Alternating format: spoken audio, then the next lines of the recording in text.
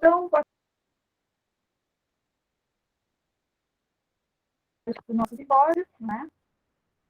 Os estudos da novíssima ficção portuguesa, não é? Um simpósio coordenado da professor Jorge Valentim, professor André Cabeça e eu, Gabriela Silva. Então, nós temos hoje à tarde 5 trabalhos. 5 trabalhos. Ah, não, 4, porque não tem o trabalho do André. Então, nós temos aí uma tarde de apresentações muito interessantes, não é? E que nos contemplam de uma maneira muito ampla o, o, o nosso panorama da literatura da novíssima ficção portuguesa. Cada um de vocês tem 15 minutos, não é? E nós, entre 15 e 20, de preferência, a Cíntia, ok, são 5. São 5. Eu tenho que pedir desculpa para vocês, se vai ficar registrado que eu tomei a 4ª dose ontem, deu rebote, então eu não estou alcoolizada, tá? É a vacina que está me dando estranheza na fala, mas vamos lá. Então, vocês têm 15 minutos para apresentar. Quando faltar 5 minutos, eu abro o microfone e falo, porque se a pessoa está lendo e não olha para a câmera, né? Então, eu falo para cada um de vocês. E as perguntas, elas ficam para o final, né? Quando nós já temos, então, um panorama, não é? Dos trabalhos e conseguimos formar, então, um campo para apontamentos críticos. Vamos lá, então, eu passo a palavra ao Cairo Lazzarini da Cruz, a comunicação, um lugar chamado Jerusalém, figurações do sujeito pós-holocausto, em Gonçalo M. Tavares. A palavra é tua, Cairo. Obrigada. O Cairo, você me desculpa só um minutinho, uma informação. Eu acredito que o professor Nelson Marques, ele não virá, que ele me avisou que ele teria um compromisso hoje à tarde na Diab. Eu estou vendo que o nome dele está aqui na lista, Jorge. Nelson Marques, ó, Era uma vez um país sem mulheres e tudo mais. Eu acho que ele... Ai, gente, eu tô doido para ouvir essa comunicação. Pois é, eu também estava doido para ouvir o Nelson. Ele é... Não que eu não queira ouvir os outros, pelo amor de Deus, tá? Ele é da UERJ. É porque saiu recentemente em Portugal, esse livro foi republicado com pós-fácil meu, Sim. E eu gostaria de ouvir mais gente falando sobre o texto, tá? Por favor. Eu estou avisando, porque aí a gente vai ter um pouquinho mais de tempo para as discussões, né? Desculpe, Cairo. Imagina. Então, pessoal, oficialmente, boa tarde a todos e todas.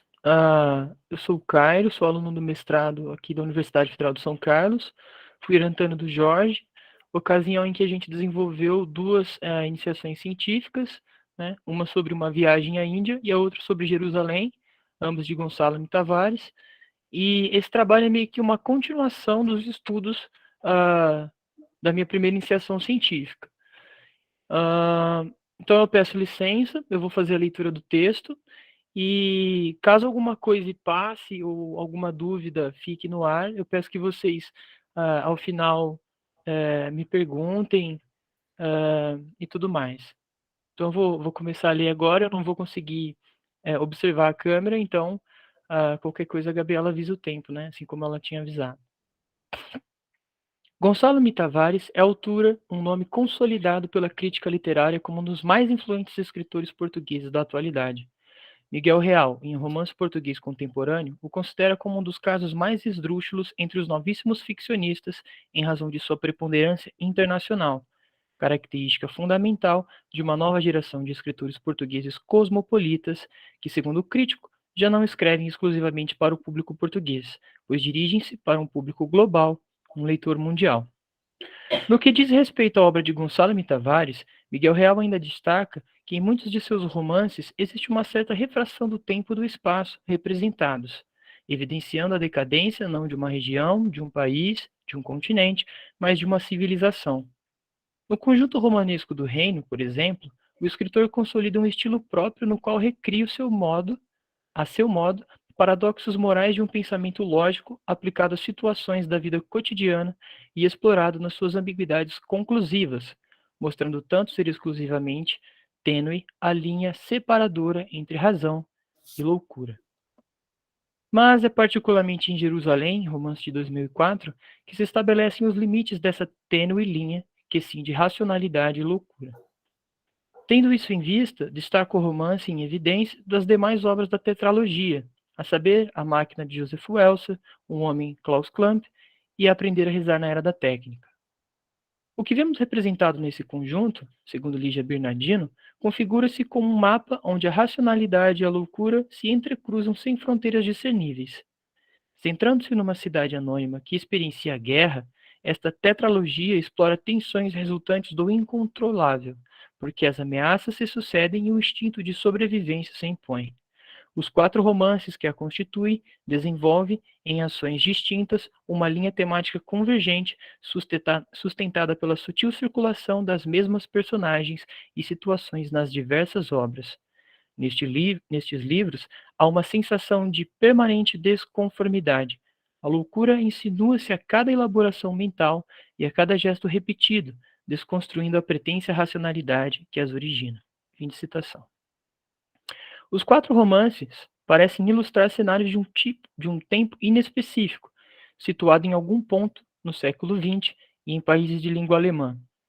Embora não fique claro o ponto exato representado em Jerusalém, a conflituosa relação entre a racionalidade e loucura está relacionada às ruínas do passado da Europa e a resquícios do Holocausto, trauma secular de um tempo no qual, segundo Hannah Arendt, abre citação, não apenas o progresso da ciência deixou de coincidir com o progresso da humanidade, o que quer que isso signifique, mas também até poderia disseminar o fim da humanidade, tanto quanto o progresso ulterior da especialização bem pôde levar à destruição de tudo que antes a tornara válida. Fecha citação. No entanto, o romance de Gonçalo Tavares, apesar de assimilar a noção de progresso como avanço da barbárie, ou pelo menos de não a negar, reside na sensível criação de um ponto de vista irônico transideológico, porquanto enceta a possibilidade de o bem persistir ao mal. Aliás, é o próprio escritor que chama atenção para este detalhe. Abre citação.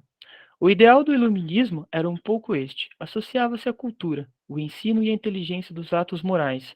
Infelizmente, o que o século XX mostrou como o Holocausto é que a inteligência e a bondade e maldade são variáveis autônomas, por assim dizer. Porém, a inteligência não é neutra. Como somos cada vez mais aptos tecnicamente, somos cada vez mais fortes no exercício individual ou coletivo de exercer a bondade ou a maldade.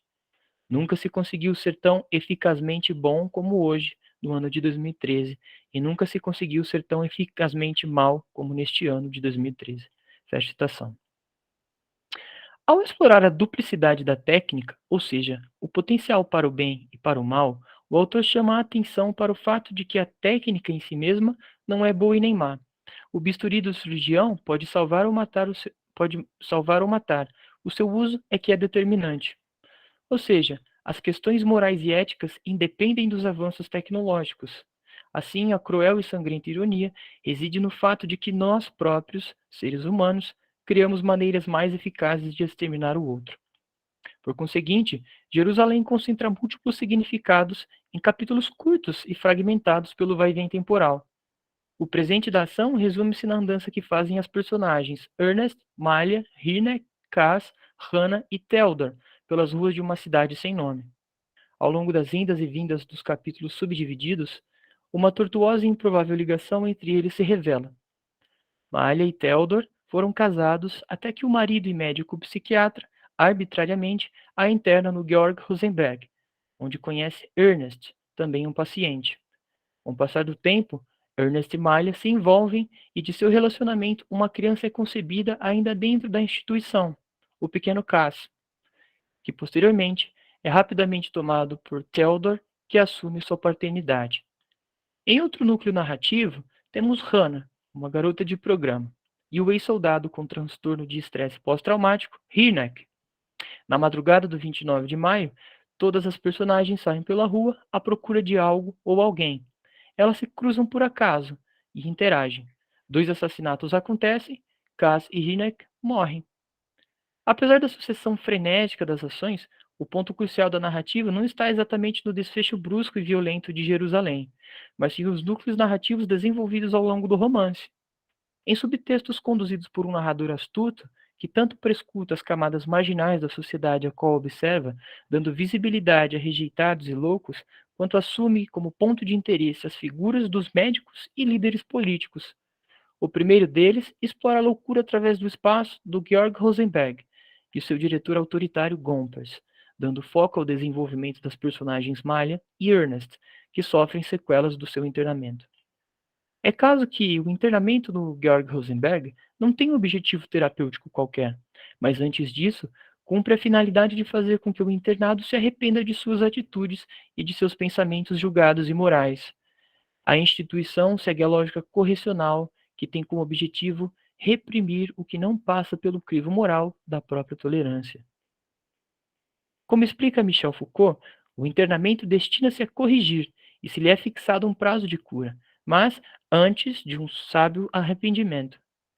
O tempo que marca e limita o internamento é sempre apenas o tempo moral das convenções e da sabedoria, o tempo para que o castigo cumpra seu efeito. Fecha citação. Desse modo, não interessa tanto discutir os motivos que levaram Malha e Ernest à internação, até porque no romance ambos são descritos como esquizofrênicos.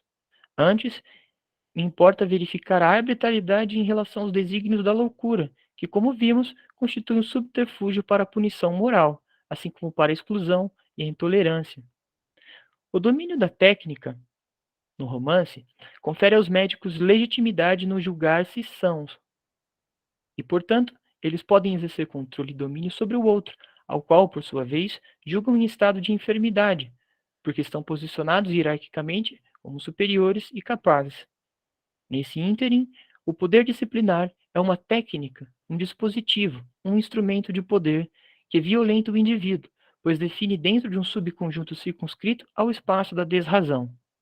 Em suma, numa aproximação muito própria, as cenas passadas no hospício Georg Rosenberg, em Jerusalém, demonstram como é possível produzir o louco, assim como o campo de concentração produziu o prisioneiro, num processo onde o sujeito ocupa o lugar individualizado a partir da instauração de relações de disciplina e poder. Já o segundo núcleo narrativo concede espaço aos médicos, símiles da ciência e da técnica. Theodor Busbeck é um médico de Estado e também pesquisador. Seu objetivo é organizar um gráfico que reúna dados acerca do horror e do sofrimento ao longo da história humana. Ele quer saber o que se passou com base em relatos historicamente mais ou menos fidedignos nos vários campos de concentração e extermínio. Ele acredita que, e aí são os pensamentos do narrador acerca do Theodor, como médico, poderia salvar indivíduos de sua geração, indivíduos com quem materialmente a sua existência se cruzava. Mas com seu projeto utópico de perceber o funcionamento da máquina da história, Theodor ansiava por salvar, e de salvar tratava-se de evitar a morte e os grandes sofrimentos, e não apenas de aumentar o conforto como os inventores de determinadas máquinas conseguiam. Ansiava, pois, poder salvar indivíduos que nunca chegaria a conhecer, como se de fato não quisesse ser médico, mas sim santo, como uma vez provocara Malha, um santo capaz de perceber a cabeça de sua mulher, Malha, e ainda a cabeça de todos os homens, como um conjunto, um santo inteligente capaz de perceber os miolos da história, capaz de captar o raciocínio, ou pelo menos a forma gráfica de a história raciocinar.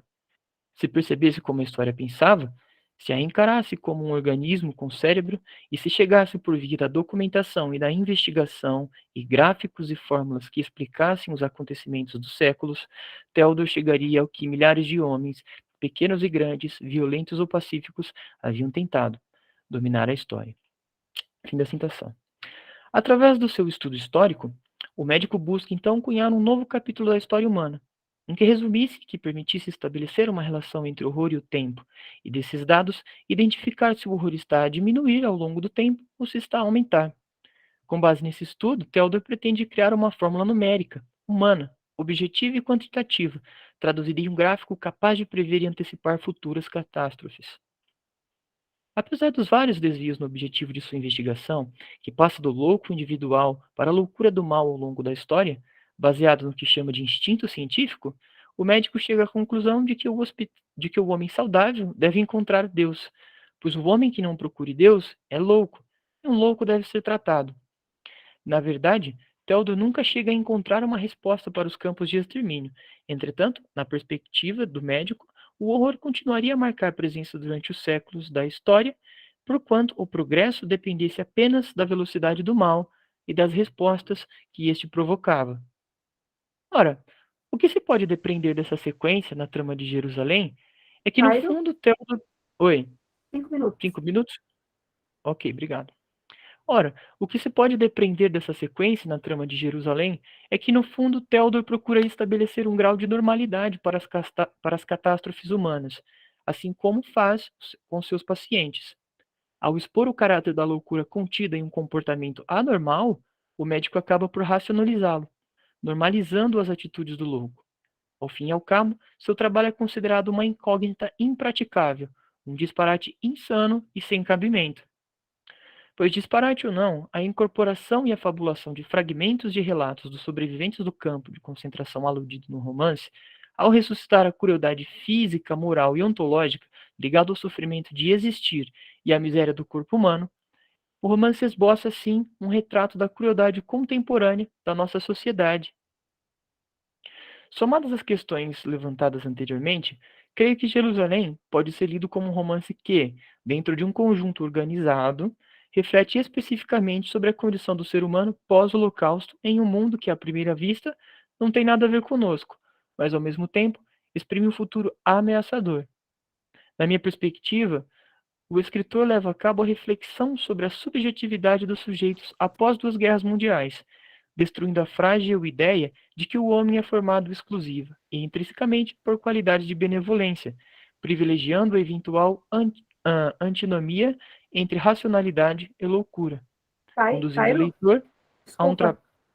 São 20 minutos, eu me enganei, querido. Tem então mais algum tempo, desculpa. conduzindo o leitor a um trabalho, conduzindo o leitor a um trabalhoso processo de reconstituição de fragmentos que revelam a articulação de um universo regido por uma filosofia do corpo, da força e do poder. Não à toa, Miguel Real ressalta a tese de que Jerusalém faz uma espécie de dever e haver da civilização ocidental, evidenciando esta como decadente, dominada por valores como a precariedade, o horror, a hostilidade, a sordidez, a violação do corpo e da consciência, sentimentos paranoicos, delírios e a brutalidade animal. Portanto, o título do presente trabalho, Um Lugar Chamado Jerusalém, Figurações do Sujeito Pós-Holocausto, em Gonçalo M. Tavares, se justifica na medida em que a articulação do prefixo pós, ao tentar localizar contextualmente o autor português, quanto o seu romance, e por conseguinte as suas instigantes personagens, acaba por acentuar exatamente a evidência de que esse passado, em particular, não está soterrado e esquecido, mas sim permanece vivo na memória de escritores contemporâneos e, por conseguinte, de suas próprias criaturas ficcionais, que provocam seus leitores a uma constante reflexão. E assim eu chego ao fim da minha leitura. Espero ter sido claro. Talvez alguma coisa tenha passado, mas por favor me perguntem, porque eu tentei fazer um apanhado de um trabalho de mais ou menos 100 páginas, então eu fiquei um pouco atordoado, tá? Então é isso. Foi ótimo, Caio. Desculpa minhas duas interrupções, eu me enganei no tempo. Eu fixei 15 minutos e é 20. Então, desculpa, por favor. Foi muito bom. E depois nós vamos comentar, então. No final, eu mesmo tenho alguns comentários aqui para fazer. E muito obrigado, foi um prazer ouvir o Caio. Eu passo a palavra, então, para o Leonardo von Thal-Rommel, com a comunicação O segundo século XXI começou em Wuhan, o testemunho da pandemia no Diário da Peste de Gonçalo M. Tavares. Leonardo, tens 20 minutos, então. Quando faltar 5, eu te aviso. Certo. Então, primeiramente, boa tarde a todos. Cumprimento a todos. Gostaria de agradecer a oportunidade de participar do simpósio, né? E vou começar com a minha comunicação, então. O segundo século XXI começou em Wuhan, Testemunho da Pandemia no Diário da Peste, de Gonçalo Tavares. O ano de 2020 ficará certamente marcado na história da humanidade devido ao início da pandemia de Covid-19. Ao final de 2019, quando os noticiários de todo o mundo informaram que médicos chineses detectaram o surgimento de um novo coronavírus, o SARS-CoV-2, na cidade de Wuhan, região central da China, poucas pessoas poderiam imaginar os acontecimentos catastróficos que se avizinhavam no horizonte. Com uma velocidade impressionante de contágio, o vírus rapidamente espalhou-se pela China e pelos demais continentes do planeta. Em poucos meses, todos os países do mundo já possuíam vítimas e viam seus sistemas de saúde entrar em colapso devido ao potencial altamente grave da infecção causada pelo inimigo invisível. Como forma de tentar conter o avanço do vírus e o número de novas infecções, especialistas em saúde pública recomendaram às autoridades medidas de isolamento social e de lockdown. O mundo parou, fechou-se em casa e acompanhava atônito as notícias sobre o avanço e a devastação causada pela Covid. A pandemia provocou uma ruptura profunda, tanto nas formas e estilos de vida, como no próprio pensamento humano. Não houve sequer um único canto do planeta ou indivíduo que não foi afetado pela chegada do vírus. A Covid-19, com seu número interminável de mortos, inscreve-se como uma catástrofe humanitária sem precedentes, cujos efeitos ainda serão por décadas sentidos por todos. Inúmeras são as pessoas que perderam familiares e amigos e viram suas vidas transformadas radicalmente pela crise sanitária e econômica nascida da pandemia. Conforme o pensamento de Arthur Nestrovsky e Márcio Seligman Silva, a palavra catástrofe vem do grego e significa, literalmente, virada para baixo. Outra tradução possível é desabamento ou desastre. Tendo-se em vista tais definições, não restam dúvidas em apontar que a pandemia pode ser lida como uma catástrofe histórica, como desastre, como desabamento. Diante da dinâmica imposta pelo vírus, todos foram obrigados a desdobrar-se e encarar novas formas de vida. O isolamento causado pelo lockdown e pelo medo do contágio, a separação de familiares, a quebra das rotinas de trabalho, estudo e lazer, levaram a uma espécie de suspensão obscura da potência de vida, produzindo, desta forma, efeitos traumáticos. É durante o processo de confinamento em Portugal que o escritor Gonçalo Tavares, entre os meses de março e junho de 2020, dedica-se à escrita de crônicas diárias, a fim de serem publicadas no jornal português Expresso.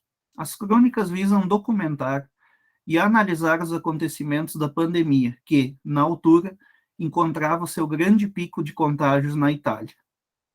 Em abril de 2021, as crônicas, antes destinadas ao espaço do jornal, foram reunidas e publicadas em livro, sob o título de Diário da Peste, o ano de 2020. O Diário da Peste inicia-se no dia 23 de março de 2020 e encerra-se em 20 de junho de 2020, após 90 dias de escrita diária. As crônicas de Tavares acompanham a expansão do vírus pelo globo terrestre e os impactos que o mesmo deixa em todas as pessoas e sociedades, incluindo na própria vida do autor, uma vez que, segundo as palavras do próprio Tavares, o fato de escrever e publicar no próprio dia obrigou-me a sentir os acontecimentos em direto, e por isso toda a variação pessoal está aqui também presente. Fui ficando extenuado ao longo do diário, e acabei porque estava fisicamente desfeito. Ainda conforme Tavares, o Diário da Peste foi, então, uma pura necessidade. Comecei a escrever todos os dias para o Expresso, acompanhando o que ia acontecendo com a sensação de estar diante daquilo que é único e terrível. As crônicas buscam traduzir, imprimir uma certa ordem ao caos da pandemia. O diário surge, então, como tentativa de interpretação e de reflexão, uma vez que, segundo o próprio autor, em 2020 começa outro século. Um século preenchido agora por um inimigo invisível, pelo som de uma coisa que mata sem fazer barulho, segundo Tavares.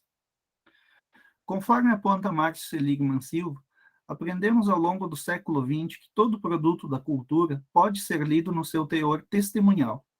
Ainda conforme Seligman, a literatura expressa o seu teor testemunhal de modo mais evidente ao tratar de temas limite, de situações que marcam e deformam tanto a nossa percepção como também a nossa capacidade de expressão. Em momentos de catástrofes e traumas coletivos, a literatura e a arte apresentam-se como discursos de resistência, que possibilitam o testemunho e a construção de uma memória coletiva sobre os acontecimentos. A literatura criada a partir da representação de eventos traumáticos possui sempre um tom quase jurídico, uma vez que, segundo Seligman Silva, quer ser documentária, documento, que tenta simbolizar, transformar em linguagem a experiência de perda causada pelo choque e pelo trauma. A escrita do diário, segundo Tavares, deu-se como uma forma de reação perante o caos e a tragédia. Segundo as palavras do autor, diante daquela tragédia e intensidade, a escrita tinha de estar presente. Dar um passo em frente quando o forte acontecimento avança. A escrita apresenta-se, desta forma, como resistência, como a única hipótese de captar a eletricidade meio demoníaca daquele tempo. Gonçalo Tavares destaca-se na literatura portuguesa contemporânea como um dos escritores mais plurais e enigmáticos de sua geração. Sua produção ficcional vasta e híbrida contempla diversos gêneros literários e discursivos, como teatro, poesia, romance e ensaio. Tendo-se em vista a grande fluidez e heterogeneidade estética de suas obras, segundo o próprio autor, há imensos caminhos para fazer literatura. E eu gosto de muitas coisas, filosofia, ciência ou matemática, e não distingo, por exemplo, o ensaio da narrativa. Acho que são o mesmo mundo. O diário apresenta uma estrutura genealógica e discursiva híbrida, uma vez que as crônicas transitam entre a ficção, a memória, a autobiografia e o testemunho. Nas crônicas, diferentes discursos advindos dos noticiários, dos jornais, da televisão e da internet entrecruzam-se com a voz do autor, narrador, formando assim uma tentativa de apanhar, traduzir para o texto e para o leitor a fragmentada realidade vivida por todos durante a pandemia.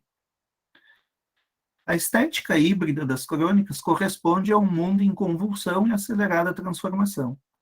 Um dos principais paradoxos da experiência catastrófica trata-se do fato de que, segundo Arthur Nestrovsky, ela não se deixa apanhar por forma simples de narrativa, uma vez que o choque da catástrofe tensiona a percepção da realidade. Conforme Gonçalo Tavares, escrever diariamente sobre os acontecimentos da pandemia foi uma experiência única dentro do seu processo de escrita. De acordo com o pensamento do sociólogo português Boaventura de Sousa Santos, a pandemia confere à realidade uma liberdade caótica e qualquer tentativa de a aprisionar analiticamente está condenada ao fracasso, dado que a realidade vai sempre adiante do que pensamos ou sentimos sobre ela.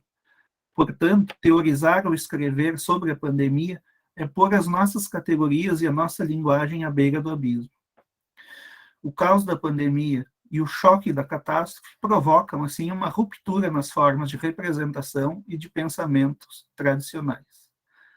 No Diário da Peste estão presentes muitos dos temas centrais da obra de Gonçalo Tavares, como a exploração das ambiguidades existentes no comportamento e na existência humana, a tênue fronteira que separa a razão da loucura e a perenidade dos conceitos de bem e mal, além das constantes reflexões sobre o caráter sombrio e absurdo do pensamento lógico e da técnica, quando associados à produção da violência.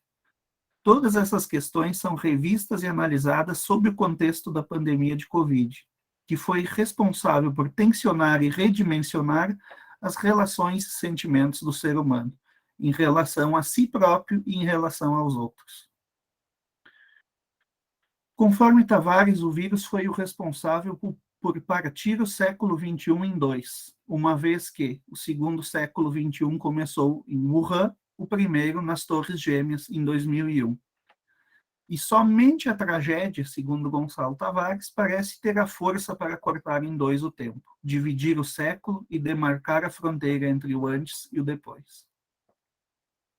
Neste novo tempo inaugurado pela catástrofe, em que as coisas mudaram sem pedir licença, enquanto que o mundo ficou em suspenso, assustado pelo vírus, uma coisa que mata sem fazer barulho, surge então, segundo Tavares, um placar macabro, que anuncia um único número que já não tem adversário. Um único número por país. 186 mortos na França, 127 no Irã, 462 mortos na Espanha, 601 mortos na Itália. Isolados em suas casas, o mundo passa a acompanhar o terrível número de vítimas. Números estes que, com o passar dos dias e dos meses, crescem em escala vertiginosa, espalhando o medo e o caos por todos os países. Segundo Tavares, 738 mortos em Espanha, em Itália, 683. Portugal, Espanha, França, Itália, Estados Unidos, Brasil, Irã, Coreia do Sul, Holanda e Bélgica. A temperatura de um país é medida pelo número de mortos. Uma temperatura negra grotesca. Ouvir um número como se houve uma resposta. Mas ninguém faz nenhuma pergunta. Há muito medo nos lares. Ainda de acordo com Tavares, nesses novos tempos, os homens na rua têm agora os olhos estupefatos. Estamos todos espantados. A ameaça constante, causada pelo inimigo invisível, é então a responsável pelo surgimento de uma nova geração de humanos. A geração de humanos com os olhos estupefatos, os humanos espantados.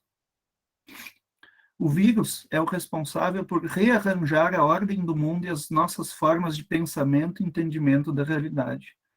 Conforme Tavares, de resto, quase tudo igual, a não ser o que não se vê. Parece uma farsa, uma vida paralela anterior. Duas retas paralelas que talvez se encontrem daqui a ano e meio, quem sabe. Em 2020, as noites foram mais escuras do que habitualmente, e todos foram obrigados a descentrar-se, uma vez que cada sujeito tem a sua esquerda e direita, mas não tem norte e sul.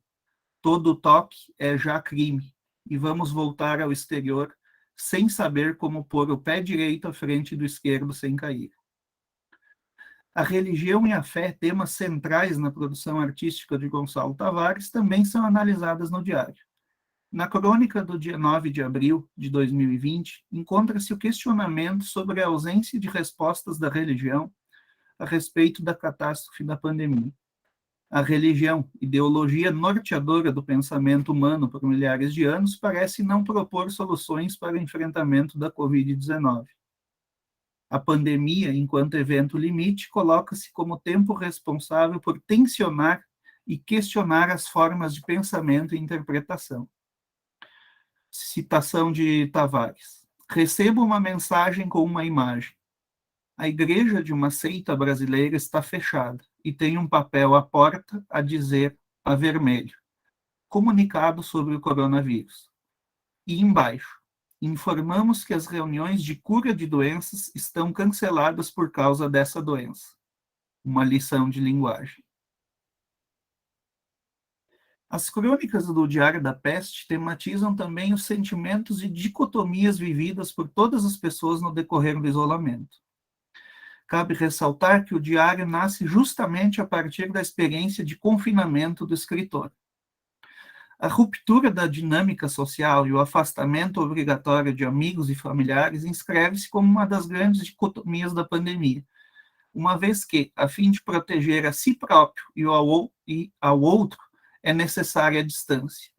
Nos tempos de Covid-19, segundo Tavares, o estrangeiro e o amigo são os dois perigos.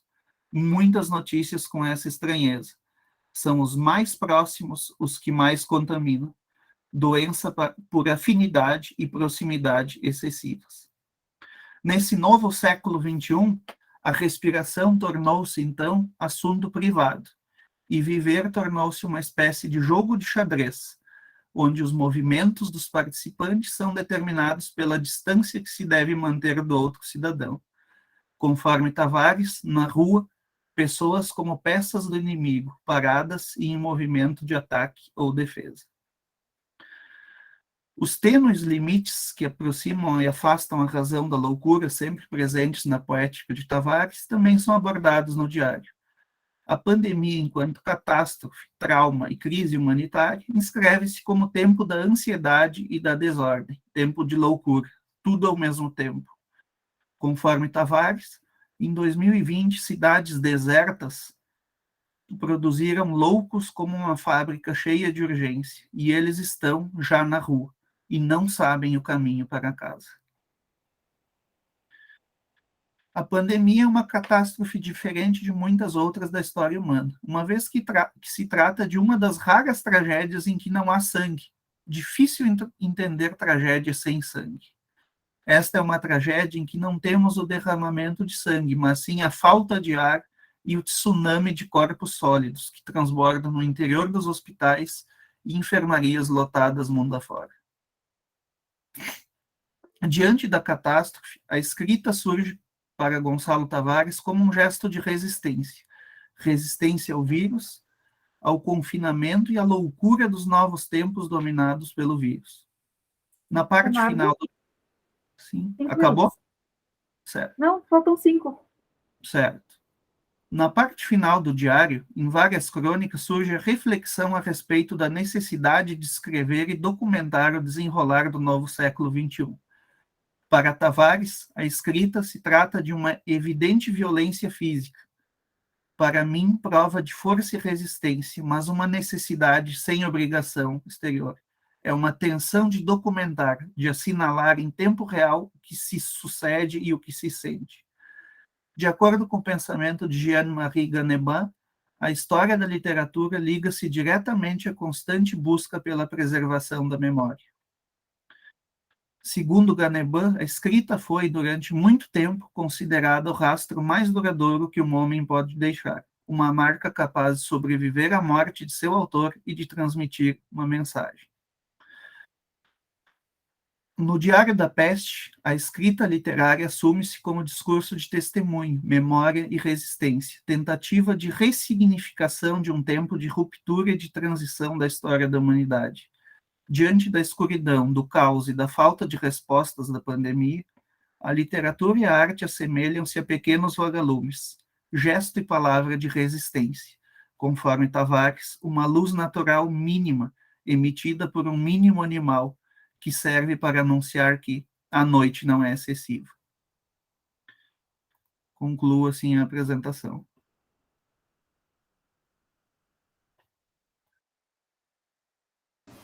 Obrigada, Leonardo. Muito bom te ouvir novamente. As perguntas ficam para o final. Então, André, tu apresentas agora, André, é isso?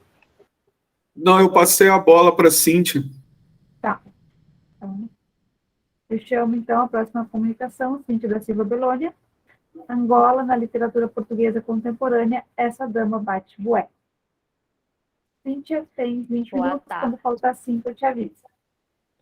Tá bem. Boa tarde a todos e todas. Estão me ouvindo bem? Ok. Me apresentando aqui para vocês, para aqueles que não me conhecem, eu estou falando do Espírito Santo, do interior do Espírito Santo, Cachoeira de Itapemirim.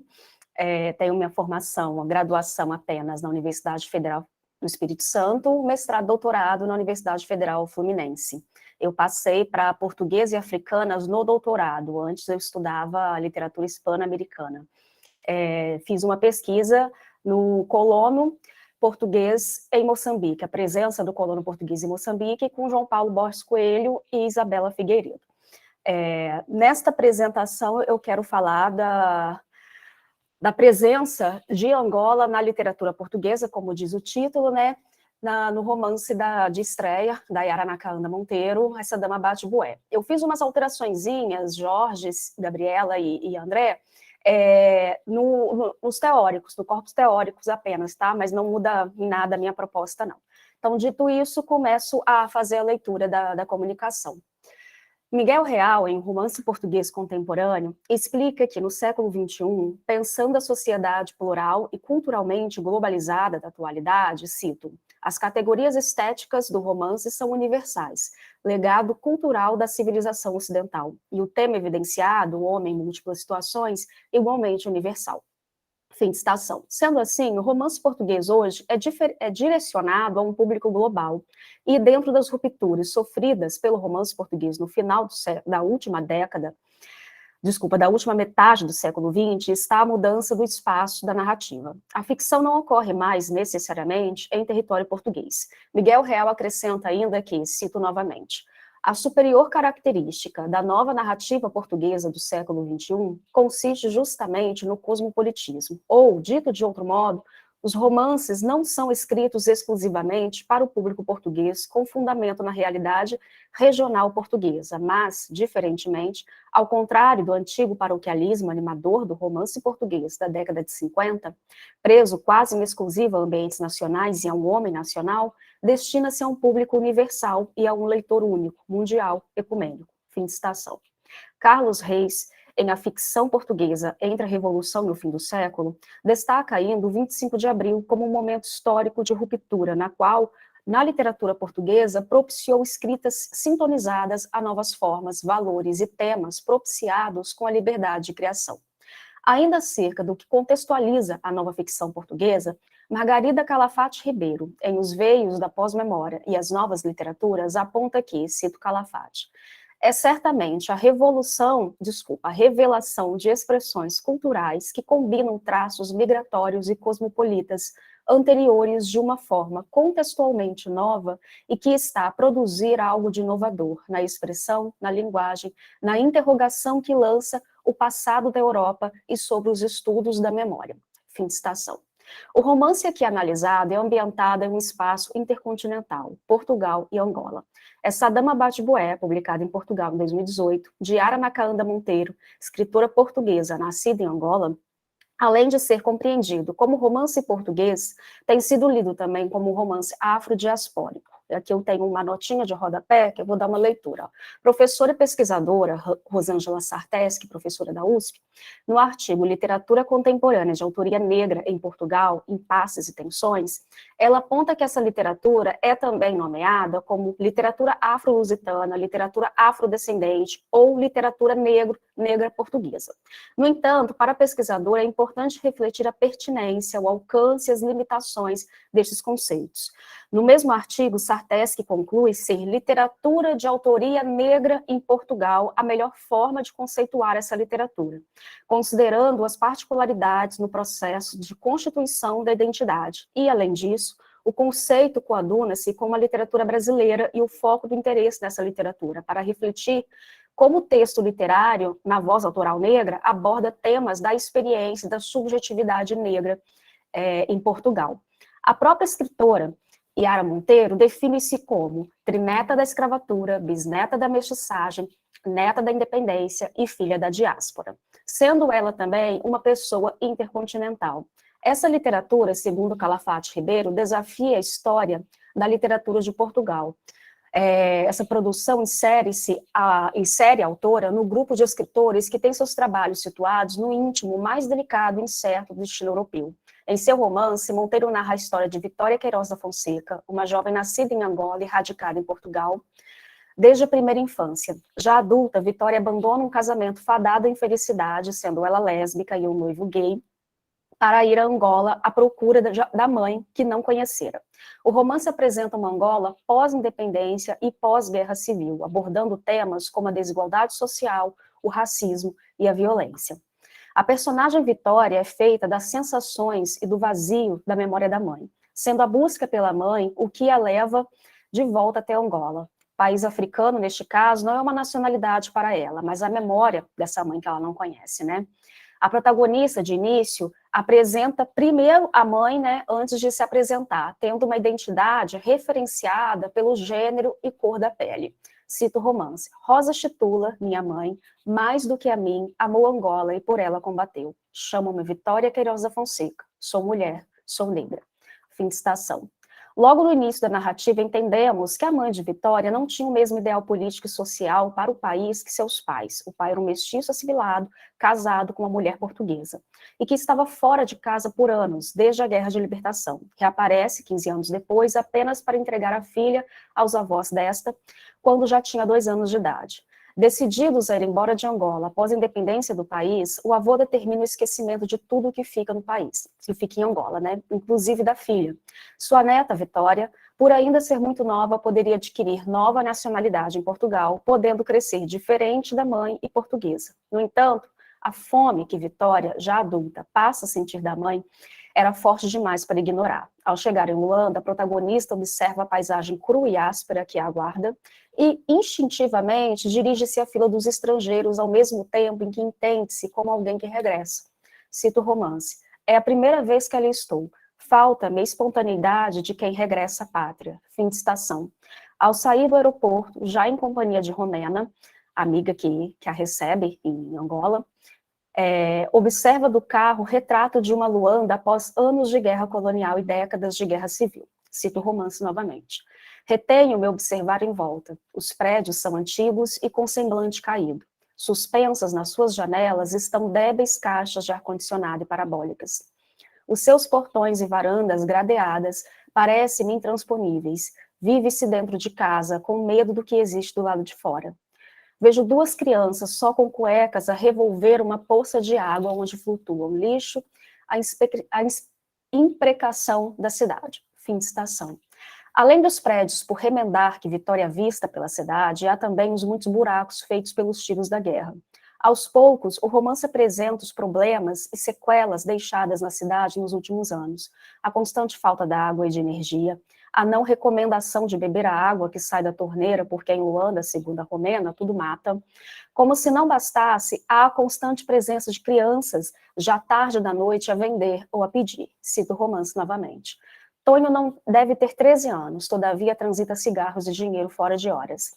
Mais à frente, aparecem mais miúdos. Seguem-nos. Não estão a vender cigarros. Com a mão a massajar a barriga, pedem dinheiro. Ninguém desliga. Fim de estação. Além das sequelas das guerras, ainda permanecem em Angola resquícios nada discretos da colonização personificados no racismo e na desigualdade social. Vitória narra como se dá a entrada na boate que vai com as filhas de Romena e os amigos desta. Segundo explica o leitor, brancos e mestiços entram, negros ficam de fora. No entanto, ele, seu grupo, era VIP e pôde entrar.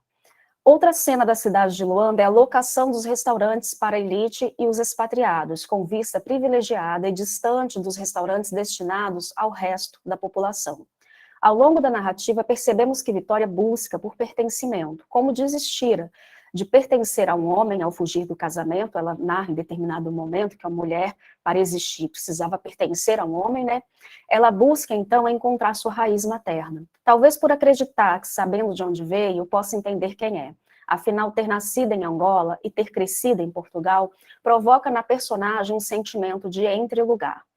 Tal sentimento ainda é amplificado por conta da sua cor. Ela é considerada negra em Portugal e clara em Angola. Cito o romance mais uma vez. A guerra é criada por egos cobardes e feridos. Se tivesse ficado, o que teria sido de mim? Mais à frente, aqui sou clara, lá sou escura. O sítio do meio é o segundo pior. Tem um poema da Yara Nakanda Monteiro, no último livro dela, que é de poemas na memória, aparições e arritmias, chamada Previsão do Tempo, que ela fala sobre essa questão fluida, né? E ela falando sobre essa identidade fluida, e ela falando sobre essa identidade de ser negro, ser clara, etc., ela explica, a Yara Nakanda explica em conferências, né, que de acordo com a localização geográfica, ela é lida pelo outro ou como negra ou como clara. A Grada Quilomba, em Memórias da Plantação, ao tratar da raça e da territorialidade, explica que, nestes contextos, a pessoa é indagada. De onde? Antes de tudo. Por ser uma raça a que não pertence, pois para ser angolana, para ser uma deles, como já dizia Romena em determinado momento, Vitória precisava ser negra. Além de não ser, não fala como eles. Cito o romance mais uma vez. Este teu sotaque, Vitória, atualiza. Sinto o comentário como se fosse uma mão abrupta lançada à minha cara, um lembrete áspero de que não pertenço ali, não tenho o sotaque da terra. Fim de citação. Esse pensamento trata-se de uma construção de raça imaginada dentro de fronteiras nacionais específicas e nacionalidades em termos de raça. Para ser angolana, precisava ser negra, e para ser portuguesa, precisava ser branca. Talvez parta deste entre-lugar a decisão de Vitória de não retornar a Portugal, pois, segundo o Quilomba, cito mais uma vez o romance, cito o Quilomba, nos racismos contemporâneos não há lugar para as diferenças. Aqueles e aquelas que são diferentes permanecem perpetuamente incompatíveis com a nação. Elas e eles nunca podem pertencer de fato, pois são irreconciliavelmente, desculpa o alemão aqui, que não existe para mim, Ausländer. De onde você vem, quando você volta, tais perguntas incorporam exatamente essa fantasia da incompatibilidade. Fim de citação. Um novo ciclo é iniciado após a chegada ao Ambo, simbolizado pelo corte de cabelo que Vitória faz sem alarde ou cerimônia. A transição ocorre de forma íntima e discreta, apenas para si mesma. A transformação física pode ser lida no contexto do deslocamento, pois este não é apenas geográfico, mas também emocional, sendo as grandes excursões mais internas que externas. Caminhando para o fim do romance, Vitória percebe-se como Zé Maria, português que muda-se para Angola e não tem interesse de retorno ao país natal, sequer saudade. Ou seja, Portugal não lhe cabe mais. Compreende que deixou de ser quem era quando chegou a Angola. Cito o romance. Fecha os olhos e imagina-se fora daquela tenda, do Ambo e de Angola. Ironicamente, não sabe para onde ir. Para ela, a vida tinha se tornado um embaraço. Fim de citação. É quando Vitória compreende ser perda de tempo continuar procurando quem não quer ser encontrada que finalmente recebe uma carta da mãe. Cito: é uma carta longa que pouco fala de Vitória, de arrependimento ou de um reencontro. Descamba em justificações desajeitadas para o ódio, rancor e desamor. Uma carta egoísta, sem nada de nobre ali escrito. Fim de citação. A mãe não quer se encontrar com a filha, não apenas por nunca tê-la desejado, mas por ser ela a consequência de uma violação sexual. Vitória era a personificação de um trauma para Rosa. Stuart Hall, em Identidade Cultural na Pós-Modernidade, citando Courbet na Mercê, explica que é quando se está em crise que a identidade torna-se uma questão, ou seja, quando aquilo que acreditávamos ser fixo encontra-se deslocado. O sujeito pós-moderno de que trata Stuart Hall é aquele que não tem uma identidade fixa, tornando esta uma celebração móvel, né? Citando Hall, formada e transformada continuamente em relação às formas pelas quais somos representados ou interpelados nos sistemas culturais que nos rodeiam. Fim de citação. Essa identidade é definida historicamente, não biologicamente, pois é assumida pelo sujeito de forma diferente e em diferentes momentos. Sendo assim, a ideia de uma identidade unificada, desde o nascimento, é uma fantasia. A identidade de Vitória precisava ser traduzida, como já estava de Zé Maria. Passaria ela agora a negociar com uma nova cultura, nova na prática, porém familiar a partir da pós-memória, sem necessidade de se assimilar a ela, e sem perder completamente as demais identidades formadas em si e por si mesma. Aceitar sua condição de hibridez a isenta da constante busca por uma identidade unificada e lhe abre novas possibilidades de pertencimento. Já em Da Diáspora, Stuart Hall aponta que a questão da diáspora é pensada devido à forma como ela pode esclarecer as complexidades de se imaginar a nação e as identidades em uma era de globalização crescente. Em uma situação diaspórica, as identidades tornam-se múltiplas. O retorno à antiga terra pode provocar dificuldades ao regresso por não conseguir se religar à sua sociedade de origem. A Angola que Vitória encontra quando chega em busca da mãe é bastante distinta da Angola rememorada pelos avós. Somente 5 minutos, né, Gabriela? Okay. Isso, já estava aí te chamando. Uhum. Somente quando... Não, peraí. Somente quando desiste de encontrar a mãe, é que Vitória se permite vivenciar Angola sem confrontar sua identidade com a nova que a atravessa. Na senda de Stuart Hall, é importante questionar como a experiência diaspórica de Vitória modifica sua ideia de identidade cultural e como ela pode conceber ou imaginar a identidade, a diferença e o pertencimento após essa diáspora. O romance pontua a busca de Vitória por pertencimento, sendo este pensado também a partir de sua cor, de sua afrodescendência. A identidade é sempre complexa e está em permanente conflito, principalmente quando se trata de uma pessoa em trânsito como Vitória. Sendo assim, o retorno que Vitória faz difere bastante do tão comum e já tão narrado na literatura portuguesa contemporânea acerca dos retornados. Se antes as ex-colônias eram retratadas a partir da memória e da voz narrativa, dos netos que Salazar não teve, segundo Calafate Ribeiro, no romance de Nacaanda Monteiro, Angola se mostra no presente, não apenas na voz narrativa, mas também no momento atual do país. Sendo Monteiro pertencente ao grupo, ainda segundo Calafate, dos filhos de império. A Calafate Ribeiro explica que esses filhos do império são, cito a pesquisadora, alguém que tem memórias de criança, ou, na maioria, que já não viveu os processos de guerras coloniais e das descolonizações, mas que, através das memórias familiares e públicas, os herdou e hoje os questiona, transformando, muitas vezes, essas heranças e interrupções em gestos artísticos. Porque não é só na literatura que esses filhos de império estão presentes, né? Estão presentes também na música, nas artes plásticas. Onde eu parei, desculpa, já não estou em condição de me perder, achei. A protagonista concebe Angola pela pós-memória e, no seu caso, a partir de uma imagem romantizada pela família da mãe, cito o romance. O que acontece é que a memória familiar não é apenas a de quem viveu, de quem a viveu.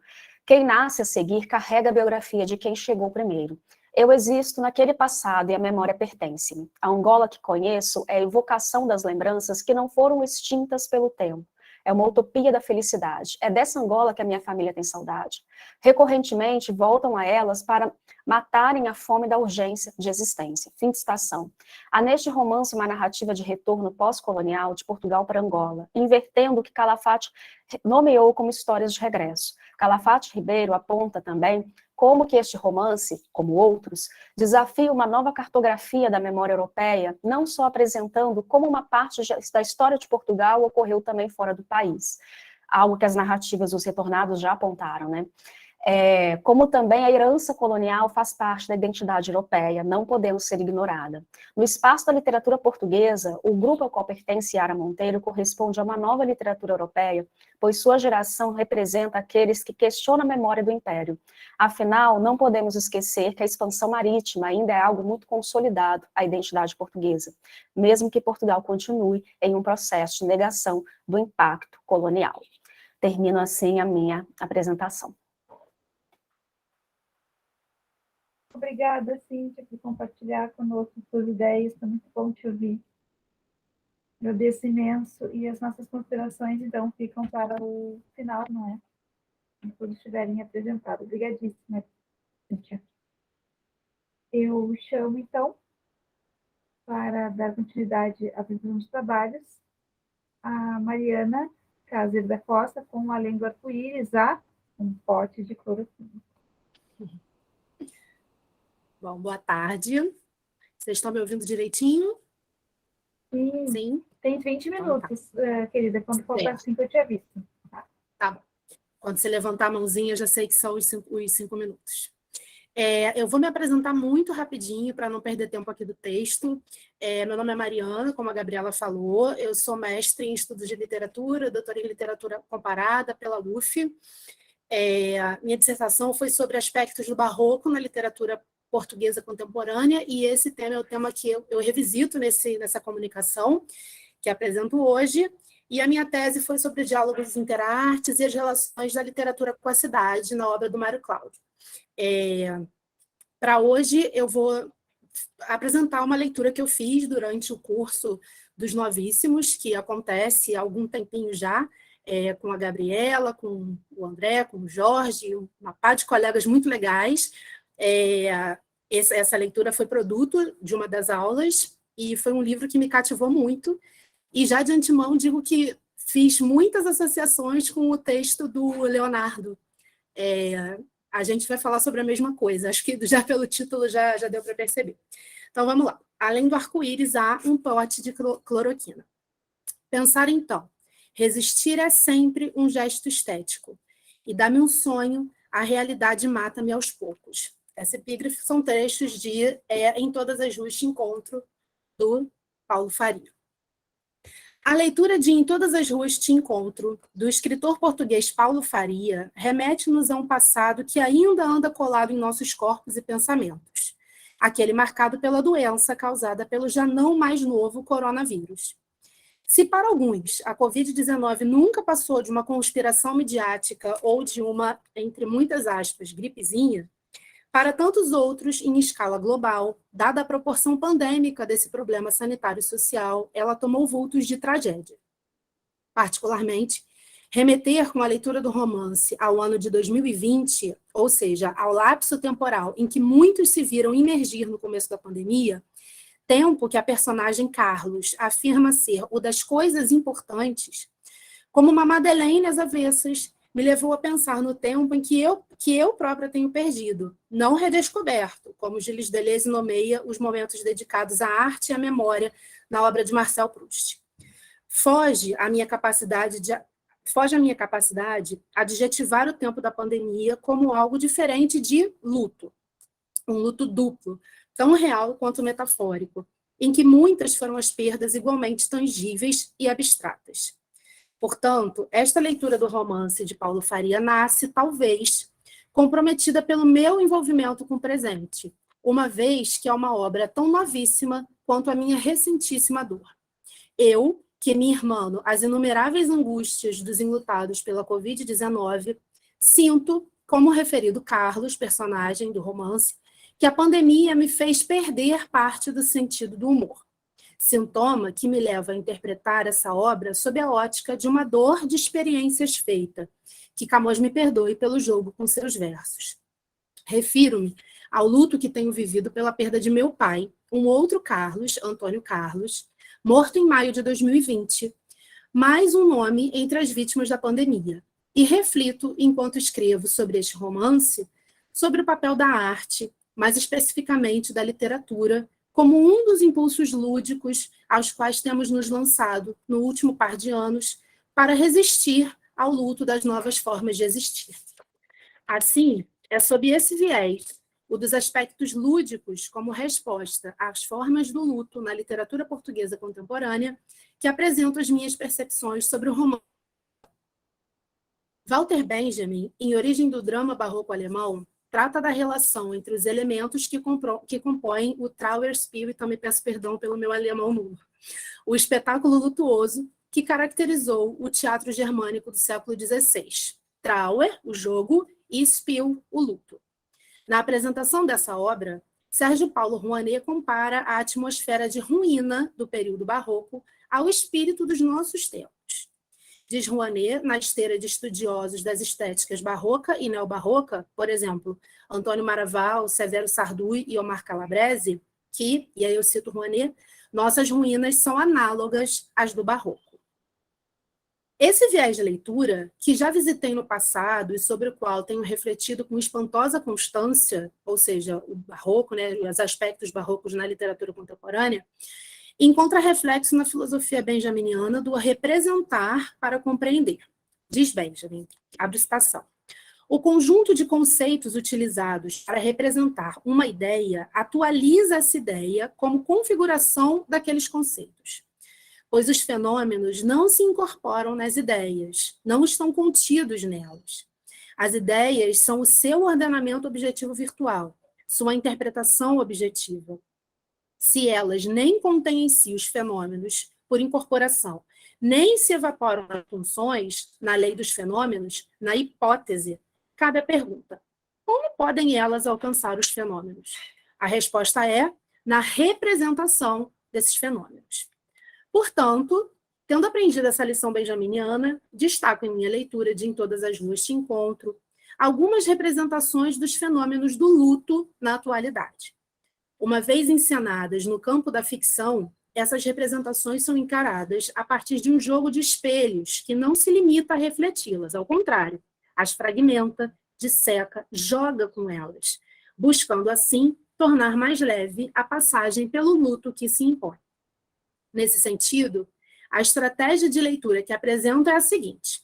Primeiro, entendo que o contexto da narrativa de Em Todas as Ruas Te Encontro é, por si só, o registro de um processo de luto por um cenário pandêmico, prende incertezas, medos, dúvidas e lacunas, que flerta com os ideais de distopia discutidos, por exemplo, por Erich Fromm, em seu prefácio a 1984, de George Orwell, que, segundo Fromm, acreditava no futuro como uma esperança desesperada. Segundo, penso com Walter Benjamin e com Freud sobre a melancolia como sintoma do luto, a apontar para a necessidade humana de superar a dor da falta, a causada pela pandemia, mas também a que havia antes dela. Em terceiro lugar, penso, motivada pela leitura do romance, no cenário pós-pandêmico, em um futuro para o qual a carta de Sônia, que é uma personagem do romance, aponta no último capítulo. Reflito sobre a ideia de que Paulo Faria acertou precisamente em não escrever um romance sobre a pandemia, mas uma obra na pandemia, a respeito de pessoas, de modo que a própria escrita do romance se eterniza tanto como a memória desse tempo, por partir dele, como, e sobretudo, como registro do espírito de um tempo marcado por inúmeras crises, aos moldes daquelas que desestabilizaram o homem barroco na Europa.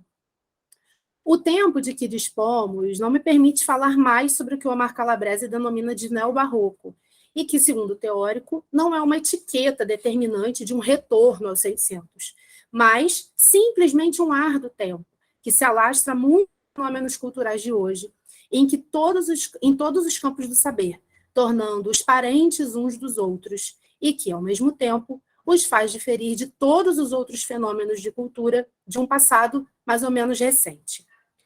Apostando nessa relação entre a crise em que estamos hoje inseridos e a do passado, por fim, indico a minha quarta e determinante estratégia de leitura: a presença de aspectos lúdicos no romance, que cumprem a função de ludibriar as várias manifestações do luto que também não lhe escapam. Já na capa da obra,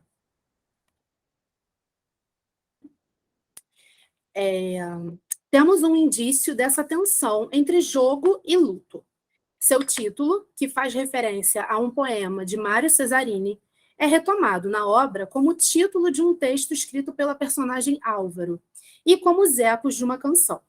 Ironicamente, a ilustração da capa, contrariando os encontros a que o título faz menção, é a foto de uma rua vazia, em uma hora crepuscular, cena que muitos de nós observamos de nossas janelas e varandas no auge do isolamento social.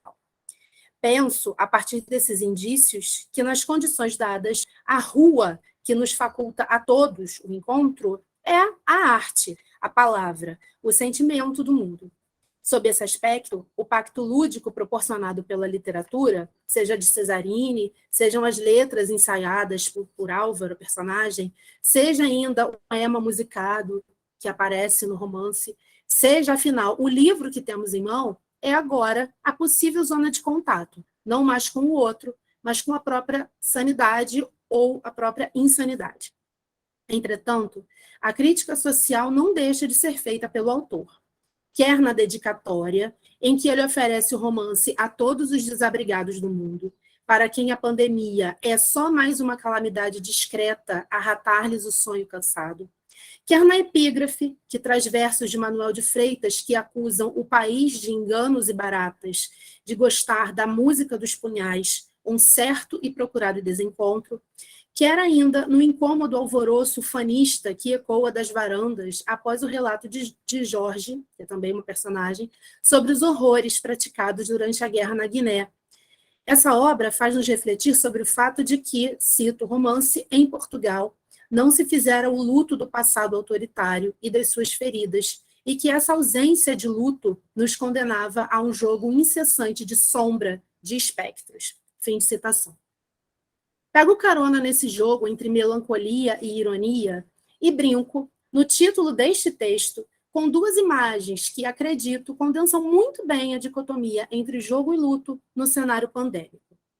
Apesar do luto vivenciado por tantas famílias, de médicos a entregadores de aplicativos, passando por artistas e anônimos, a exibição nas janelas da imagem de um arco-íris, inicialmente pintada por crianças isoladas em suas casas, e geralmente acompanhada de certezas como vai ficar tudo bem e vai passar, essa imagem cumpre a função de não deixar a fé na retomada de uma antiga normalidade se apagar. Entretanto, a realidade não nos permite imaginar que no bojo dessa esperança, além do arco-íris, exista um baú repleto de tesouros, tampouco o antídoto contra a doença, como metaforizado na cena em que Sônia, a filha de Carlos, usa um pilô preto para negar essa pseudo-verdade.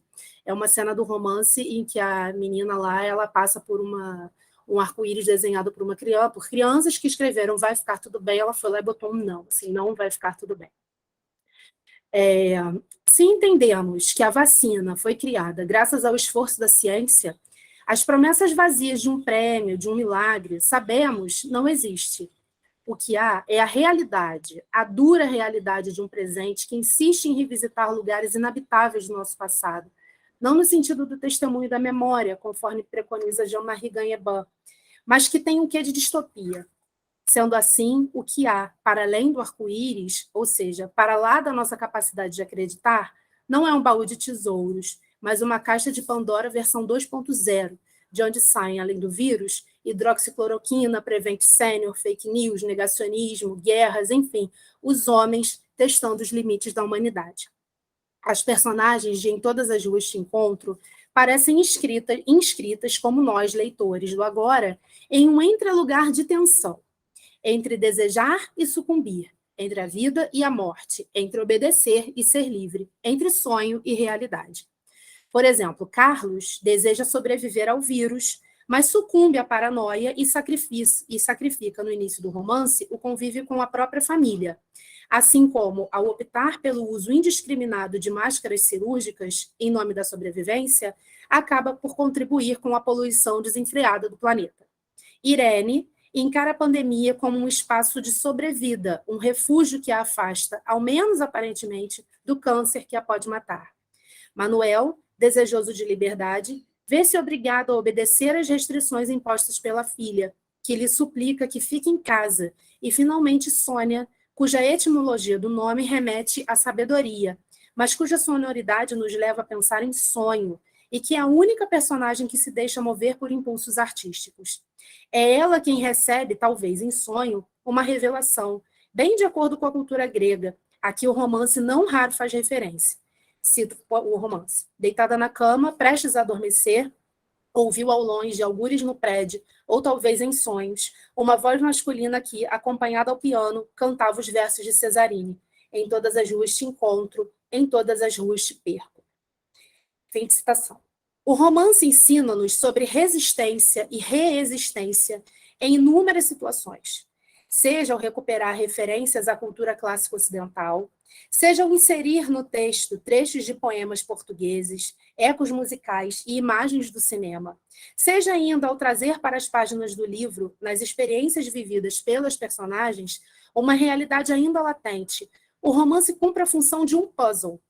Como a montar um quebra-cabeça, o leitor vai jogando com a falta, ou melhor, permanece no jogo apesar da falta. Como na cena em que Cláudia acompanha Irene, mãe de Sônia e esposa de Carlos, na cirurgia do câncer que a acomete. E aí é um trechinho que eu gostaria de ler com vocês. Ao sentar-se ao lado de Irene, reparou que a fotografia colossal na parede do hospital era um puzzle emoldurado de não sei quantas mil peças. Olhando uma última vez de relance para o puzzle emoldurado, Cláudia reparou que aqui e além, atrás do vidro antirreflexo, faltavam peças do quebra-cabeças.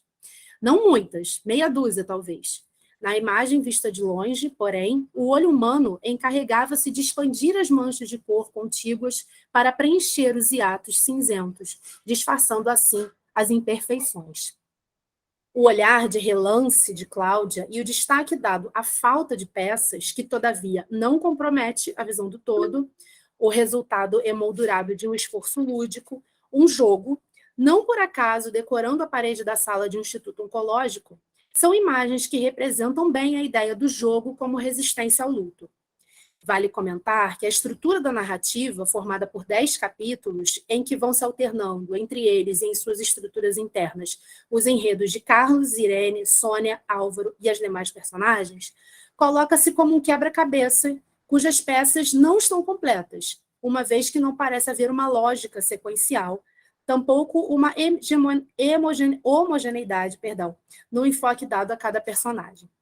Por exemplo, Cláudia aparece como não mais que uma acompanhante, não tendo comparativamente o destaque da personagem de seu marido, Álvaro. A propósito do exercício lúdico como estratégia de resistência, Irene assume um jogo um tanto quanto irônico ao identificar na pandemia um caráter apaziguador, justamente pela possibilidade de afastá-la da realidade de sua doença, que busca a todo custo ocultar. O próprio jogo de esconder o câncer de sua família revela o artifício como estratégia, tática que é levada às últimas consequências com a chegada da pandemia, ocasião propícia a que Irene morbidamente guardasse esse problema no armário. A pandemia era uma maneira de manter fechadas as portas do armário, de não ver a desarrumação que lá ia dentro. Se não virmos uma coisa, ela não existe, é como se não acontecesse. Em vez de revelar, a pandemia servira para ocultar. Isso é um trechinho do romance. Outro exemplo de jogo que se destaca na narrativa é a lista de prós e contras da pandemia que Sônia se propõe a fazer. Em princípio bem demarcadas, com o passar dos capítulos, as anotações da personagem vão se misturando à narrativa, de modo que já não sabemos a qual categoria pertencem.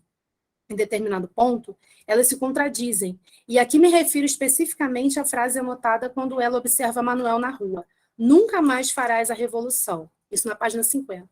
E depois de concretizada a performance cuidadosamente planejada por ambos, que a propósito faz referência a uma intervenção artística de Marina Abramovic, de 1980, chamada Rest Energy.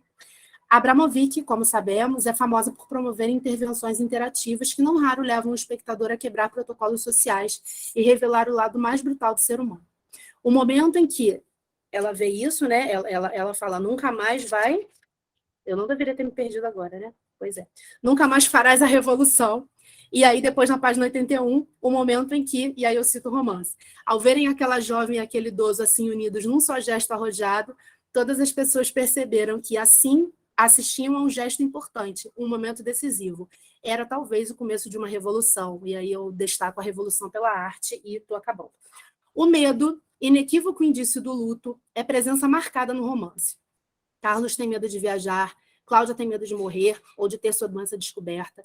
Manuel teve medo de se igualar aos fascistas que foram seus carrascos na PIDE, além de temer o bicho que o atormentara na prisão e que jamais saíra de sua memória. Fora o medo da pandemia, da brutalidade do ser humano, o medo do esquecimento, da solidão, do desconhecido. Tinham muito medo e já não sabiam de quê. Diante dele, como que acenando em direção ao arco-íris, os múltiplos jogos que a narrativa propõe, o jogo de Carlos com o filme de Godard para passar pela angústia da viagem, o fato de Irene encarar a pandemia como um oásis pacificador de suas aflições com a doença, a amizade improvável entre Manuel e Sônia, um velho e outra jovem, que nasce como jogo de ludibrio do isolamento, e é esticada como o fio do arco da performance que eles fazem, para fora dos limites seguros do apartamento, para alcançar a rua, a mídia e os desabrigados, ainda que estes tenham passado de forma quase indiferente aos olhos dessas personagens. Tudo isso coloca-se como soluções para que a realidade seja vivida, apesar do luto que, entretanto, não deixa de existir. Esta leitura, talvez um tanto pessimista, é inevitavelmente produto de seu tempo e de minhas experiências como leitora e como vivente. Fernando Cabral Martins, no pós-fácil do romance, fala-nos do poder da montagem, que a gramática do cinema formalizou, mas está presente em toda a atividade da arte. É preciso ver o mundo enquanto montagem. Neste livro, vê esse mundo como montagem. Portanto, tomada pela emoção, que Martins segue definindo como sendo, de fato, aquilo para que a arte serve, eu percebo que este livro cumpriu, ao menos para mim, um papel fundamental, de ordem inclusive terapêutica, o de rasgar a cortina do palco da vida, essa montagem mórbida em que temos atuado nos últimos anos, me puxar para a plateia e me lembrar de que, ao sair do teatro, ou do livro, ou mesmo do isolamento, o que há é a vida, suas ruas, seus encontros. Este livro me lembrou do quanto é importante jogar para seguir lutando. Obrigada. Obrigada, Mariana. É sempre bom ouvi-la também. Esse texto é estupendo. Obrigadíssima por compartilhar conosco mais uma vez. Mais uma vez. E, então, eu abro agora para perguntas, comentários, e eu deixo os meus comentários por último, para dar oportunidade do diálogo, então, entre vocês. Alguém quer comentar? Por favor, façam. Eu gostaria, então, a gente fica trocando, né, Gabi? Uma hora a gente inicia, outra hora você inicia. Bom, eu vou dizer para vocês o seguinte, eu estou maravilhado aqui com a Mariana, com o texto da Mariana. Escrevi até um rodapé aqui para ler para você, Mariana, que eu coloquei assim, ó, maravilhoso texto, pessoal sem ser tendencioso, uma subjetividade que é sua e você a divide conosco e nos inspira e faz também resistir. Seu texto ele faz isso com a gente. Você traz essa coisa da ideia de resistência. Tem uma parte que você fala sobre o romance do Paulo Faria, que é dedicado a todos os desabrigados do mundo, né? E eu achei isso muito pertinente e eu pensei logo numa correlação com o que disse o Leonardo. O trabalho de vocês tem uma sinergia muito intensa. Você vai e cita o Manuel de Freitas, que também é um poeta incrível de Portugal, que não por coincidência ele organizou aquela, vamos chamar de coletânea, né? Que é bem mais do que isso, mas me falta qualquer nome aqui, então vou chamar de coletânea Poetas Sem Qualidade. E quando ele faz isso, né, ele joga toda uma questão superior que a poesia possa ter, ele joga isso no chão, pisa em cima, ele traz a arte para perto dos portugueses, né, sem aspirações vãs, né? Então é o real sórdido e por isso mesmo essencial à vida. E eu não li o romance Em Todas as Ruas Te Encontro, mas estou curiosíssimo e você me fez pensar em tudo isso que eu falei a respeito do Manuel de Freitas, a respeito dos desabrigados do mundo.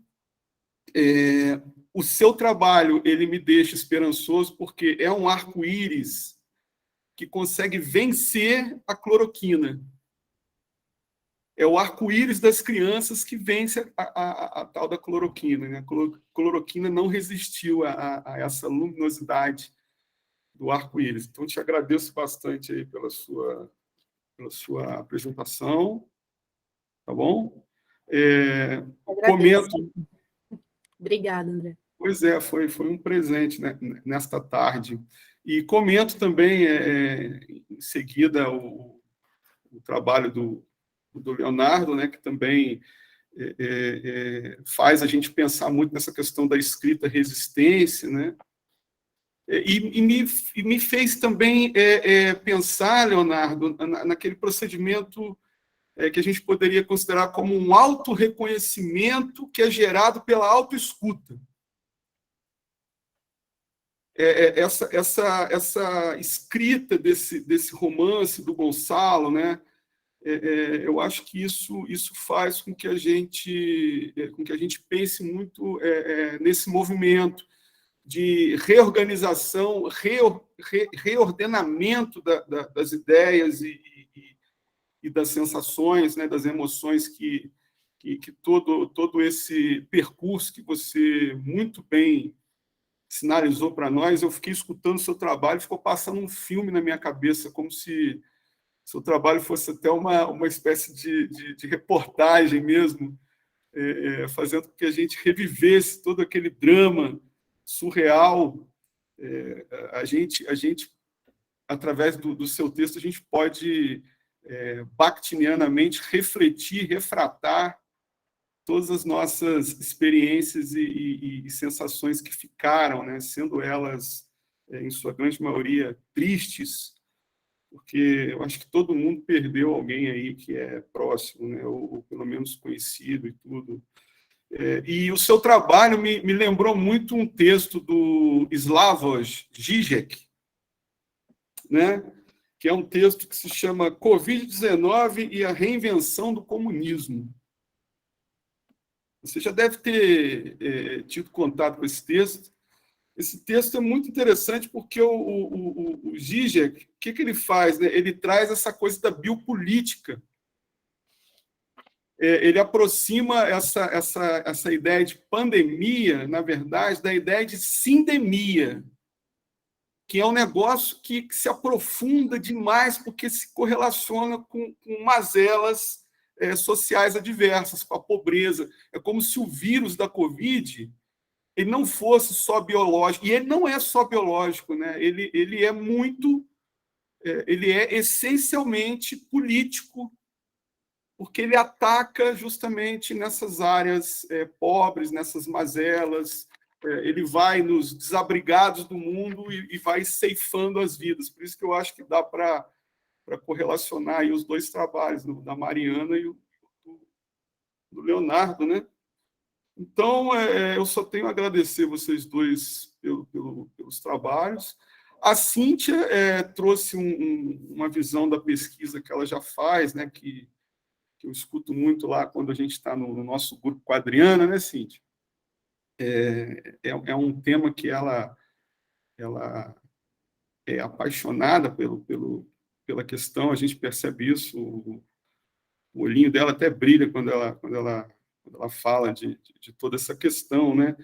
E eu fiquei pensando, Cíntia, quando você fala aqui dos entrelugares, né, e tudo mais, eu fiquei pensando nessa Angola pós-independência, eu fiquei pensando no quanto que a Vitória, quando ela chega lá em Luanda, né, que ela não fica em Luanda, ela vai para o Huambo, né, ela vai para a periferia. Então, ela dentro, vamos colocar assim, dentro da periferia, ela não está na periferia, ela está no centro, ela sai do centro e vai para a periferia, dentro da periferia. É 2 vezes periferia, né? Aí, nessa periferia, ela está buscando se encontrar dentro de uma perspectiva assim, ela como mulher, ela procurando algo eminentemente político também, né? Ela se encontrar politicamente ali dentro, a partir desse descobrimento da sua mãe, das suas raízes, né? Então, assim, é um livro também que, inclusive, nós vamos trabalhar no próximo seminário do Jorge, né? Você já vai ficar com a parte mais importante. Já vamos jogar isso para você. Olha só. Eu vou ter que arrumar um novo recorte agora para tratar do livro. Você pode continuar nesse recorte que está maravilhoso. Então, parabéns também aí pela sua exposição. E finalizo aí com o Cairo. Estou dando uma passeada aqui, que hoje a gente está com tempo. Ô, Cairo, você também tem uma escrita muito, muito clara, muito concisa, né? Você vai também direto ao ponto, você acertou bastante, você conseguiu fazer esse trabalho de organização aí das ideias que você colocou no final, né? E o seu trabalho tem muito a ver com a ideia de ruína, você até menciona, né, as ruínas do passado da Europa, e essa coisa da ruína é um tema, a Gabriela vai concordar comigo, é um tema incessante aqui nas nossas apresentações, não digo só nesta tarde, mas acho que desde ontem, né? E, o Cairo, eu fiquei pensando muito, sabe no quê? Quando você estava falando aí do Gonçalo, que ele escreveu, né? São 4 romances, O Reino, né? São 4 romances, né? Eu fiquei pensando na Montanha Mágica do Thomas Mann, que eu recentemente terminei de fazer a leitura, subi a montanha com todo esforço. O negócio é punk, mas vale a pena. E eu fiquei pensando, poxa, não deixa de ser uma montanha também esse reino aí do Gonçalo, né? E as questões que o Gonçalo ele apresenta tem muito a ver com as questões do Thomas Mann, porque o Thomas Mann ele fala do pré-holocausto, né? Ele está falando da Primeira Guerra, ele está falando de como que aquela sociedade, né, alemã, ela vai se transformar através do fanatismo, através daquela unificação maluca que aconteceu lá. Porque quando a gente lê a Montanha Mágica, a gente pensa assim, são pessoas normais que estão ali. E como que isso aconteceu? Como que eles se transformaram naquela situação que a Hannah Arendt fala, né? Que não eram monstros, eram homens. Mas ainda assim a gente vê a monstruosidade, a gente pensa, né? Como que eles viraram aquilo que eles viraram. E o Gonçalo, ele vai na questão do pós-holocausto, né? Já é a retificação de toda essa monstruosidade, mas é como a gente consegue observar a sociedade se transformando também, né? Saindo de um ponto e indo para outro. Então, eu não sei se vale a pena você, num futuro, aí, pensar nessa coisa da Montanha Mágica, que é um livraço, e tem como a gente estabelecer uns pontos de contato aí. Até é uma ideia que eu vou roubar de você. Mas olha, então eu passo a palavra agora para quem quiser falar, né? E agradeço muito aí pela oportunidade de ouvir vocês e aprender com vocês. Jorge, por favor.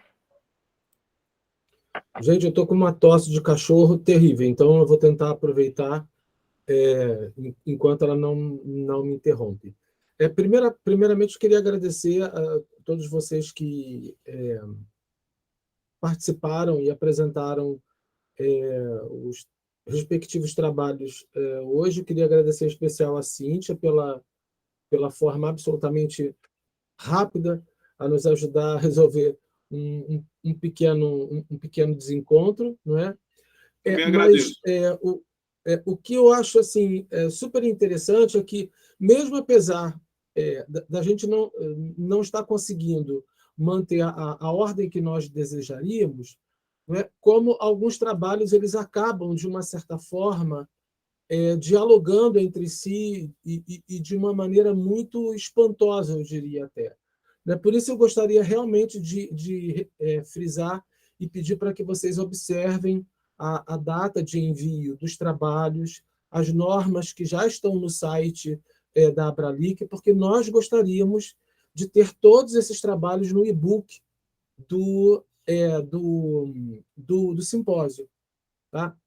Agora, na verdade, eu só tenho uma pergunta, que não é bem uma pergunta para a Cíntia, porque ela recuperou lá a imagem do filho, que vem da Margarida Calafate, e a forma como, por exemplo, uma crítica atual, que é a Patrícia Martinho Ferreira, ela também pega essa ideia de empréstimo da Margarida, mas ela inverte, quer dizer, o filho, você tem a presença do pai e da mãe, subentende-se, né? Mas do órfão não. Então, no lugar de alimentar a ideia de filhos do império, como a Margarida Calafate faz, a Patrícia pega aquela ideia, vai da psicanálise para depois chegar às ciências sociais, né? Para tentar mostrar que, na verdade, esses escritores refletem não os filhos do império, mas os órfãos do império, porque parece que eles não têm lugar nenhum. O pai e a mãe são uma verdadeira ausência, né? Eu acho que isso, de uma certa forma, a gente consegue perceber, talvez de uma maneira mais nítida, em Luanda, Lisboa, Paraíso, da Djamília, né? Mas eu acho que no livro da Yara, essa coisa da circulação, da ida para o interior de Angola, quer dizer, a busca da sua própria... Eu não gosto muito dessa expressão, nunca, da sua própria raiz em si, mas, na falta de uma expressão melhor, vamos ficar com ela. Me parece também que de uma certa forma, a confirmação dessa ausência do pai, não é? Ou essa ausência da mãe, e que, de uma certa forma, ela tenta suprir. Eu não sei se a Cíntia conhece esse trabalho da Patrícia, se chama Órfãos do Império. Eu acho que eu recomendaria você dar uma olhada, se você gosta desse tipo de tópico, eu super recomendaria, porque é um texto assim, fundamental, e ela utiliza a Yara, a Margarida Paredes, a, aquela lá do... Ai, meu Deus, Aida Gomes, entendeu? Então, eu acho que, não sei, você foi apresentando o trabalho e acabou me chamando a atenção para um aspecto que eu acho que o livro da Yara também pode ser lido por esse viés, não é? Quer dizer, de orfandade mesmo, de ausência total e completa. E parece que a figura, eu vou usar essa expressão, a figura da metrópole é quase como se fosse uma figura fantasmagórica naquele percurso que ela faz por dentro de Angola. E é impressionante o romance da Yara. E essa fala que você recuperou dela, quer dizer, eu sou bisneta, sou neta, sou filha, eu acho que isso é um ponto que, de uma certa forma, me fez a ficha cair e falei assim, porra, a ideia da orfandade... Ih, gente, falei, agora que eu lembrei que está sendo gravado. Da orfandade cai como uma luva. Não sei. Se você não tem, eu tento fazer o PDF para você dar uma lida, porque eu acho que vale a pena.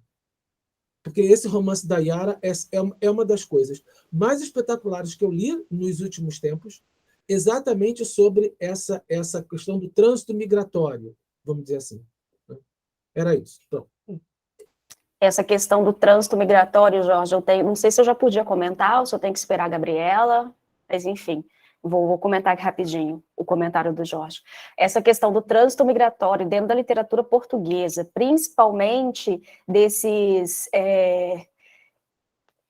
filhos de império, é com muitas aspas, a própria Rosângela Sartès que fala, são com muitas aspas aí, são chamados de filhos de império, mas essas narrativas são as que têm me chamado a atenção agora e as que eu quero pesquisar, inclusive. Eu estou para fazer meu projeto de pós-doc já desde o ano passado, mas, enfim, como você sabe, teve o falecimento do meu avô, meu período de luto, etc. Mas eu quero estudar isso agora no pós-doutorado. Não conheço o texto da Patrícia, quero, por favor, se eu não achar ele aqui na internet, eu solicito o PDF dele, Jorge. Mas eu concordo com você nessa questão da orfandade, sim. Eu usei o conceito da Margarida Calafate Ribeiro. Nossa, eu quero isso. Eu usei o conceito da Margarida Calafate Ribeiro porque eu achei que ele cabia ali por ser um conceito já dado, né? Ela cria o conceito e, enfim. E eu estou nesse percurso desde que eu comecei a estudar os retornados, e agora eu estou nessa literatura afrodiaspórica que me interessa muito. O que tem publicado no Brasil eu já estou comprando, lendo, um atrás do outro. Comecei na Djamília lá com Luana Lisboa Paraíso em 2020 e estou seguindo aí por tudo que eu acho, porque realmente é muito interessante, eu gosto muito. Essa questão da presença fantasmagórica no livro da Yara eu acho muito interessante, porque não fala muito de Portugal. Ela em Portugal mesmo é algo que está ali na memória, a gente nem sabe. Já começa com uma viagem para Angola e fica por Angola. Mas o tempo todo os reflexos da colonização, da guerra civil, que de alguma forma também é herdeira dessa colonização, quando ela chega em Huambo, que ela fala dos palácios decadentes que lembram o período de esplendor da colonização, o tempo todo essa memória da colonização ela está presente nessa Angola, tanto em Luanda quanto em Huambo também. Eu falei da falta d'água, da falta de energia, que é constante também na literatura do Anjaki, também angolano, né? A gente percebe em outras literaturas que se passam em Angola que fala da literatura atual, contemporânea, da falta de energia, da falta d'água, etc. Ela fala em Huambo das pessoas amputadas. Então, tem ali um resquício constante, né? Uma paisagem constante, seja da arquitetura, como também das pessoas que habitam, como a cidade é feita, no caso de Lisboa, para continuar segregando os negros, os locais. Enfim, eu acho bem interessante mesmo esse livro nessa questão, porque eu falei, eu vou arrumar um outro recorte, o que não é difícil para mim. Eu tinha inúmeros recortes para tratar desse livro. Então, quando chegar lá no nosso grupo, eu já tenho um outro recorte para tratar. Uma outra coisa. Você falou que você vem trabalhando com os retornados e com essa questão afrodiaspórica. Mas você já pensou, por exemplo, em estabelecer uma linha que vai dos exilados, dos primeiros movimentos da diáspora, daqueles que saíram de Portugal forçados pela ditadura salazarista? Não, não. A minha Pois ideia... Pode falar, pode falar. Porque eu acho que essa ideia da orfandade, eu acho que ela vem lá de trás, dos próprios portugueses que se sentiram órfãos dentro da sua própria terra e que tiveram que colocar o pé para fora. Eu estou lembrando aqui A Floresta em Bremerhaven, da Olga Gonçalves, e Este Verão, o Imigrante Labar, que são 2 textos que abordam de uma forma muito pontual, eu diria até cirúrgica, a questão do exílio por necessidade mesmo. Né? Quer dizer, não dá para ficar. Entendeu? E interessante porque a gente não encontra tanto trabalho dessa natureza. Eu estou lembrando que o trabalho do Silvio, o Silvio tem um trabalho espetacular sobre a Olga Gonçalves, né? Mas especificamente pontuando como esses autoexilados, essa era a palavra que eu estava procurando aqui, como esses autoexilados já não ensaiam o germe, uma semente para essa orfandade que vai atingir o seu boom no século XXI. Porque você tem 3 movimentos, né?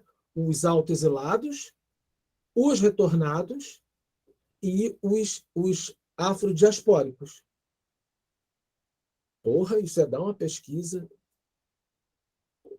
Gente, desculpa, falei de novo, está gravando, né? Mas sem problemas.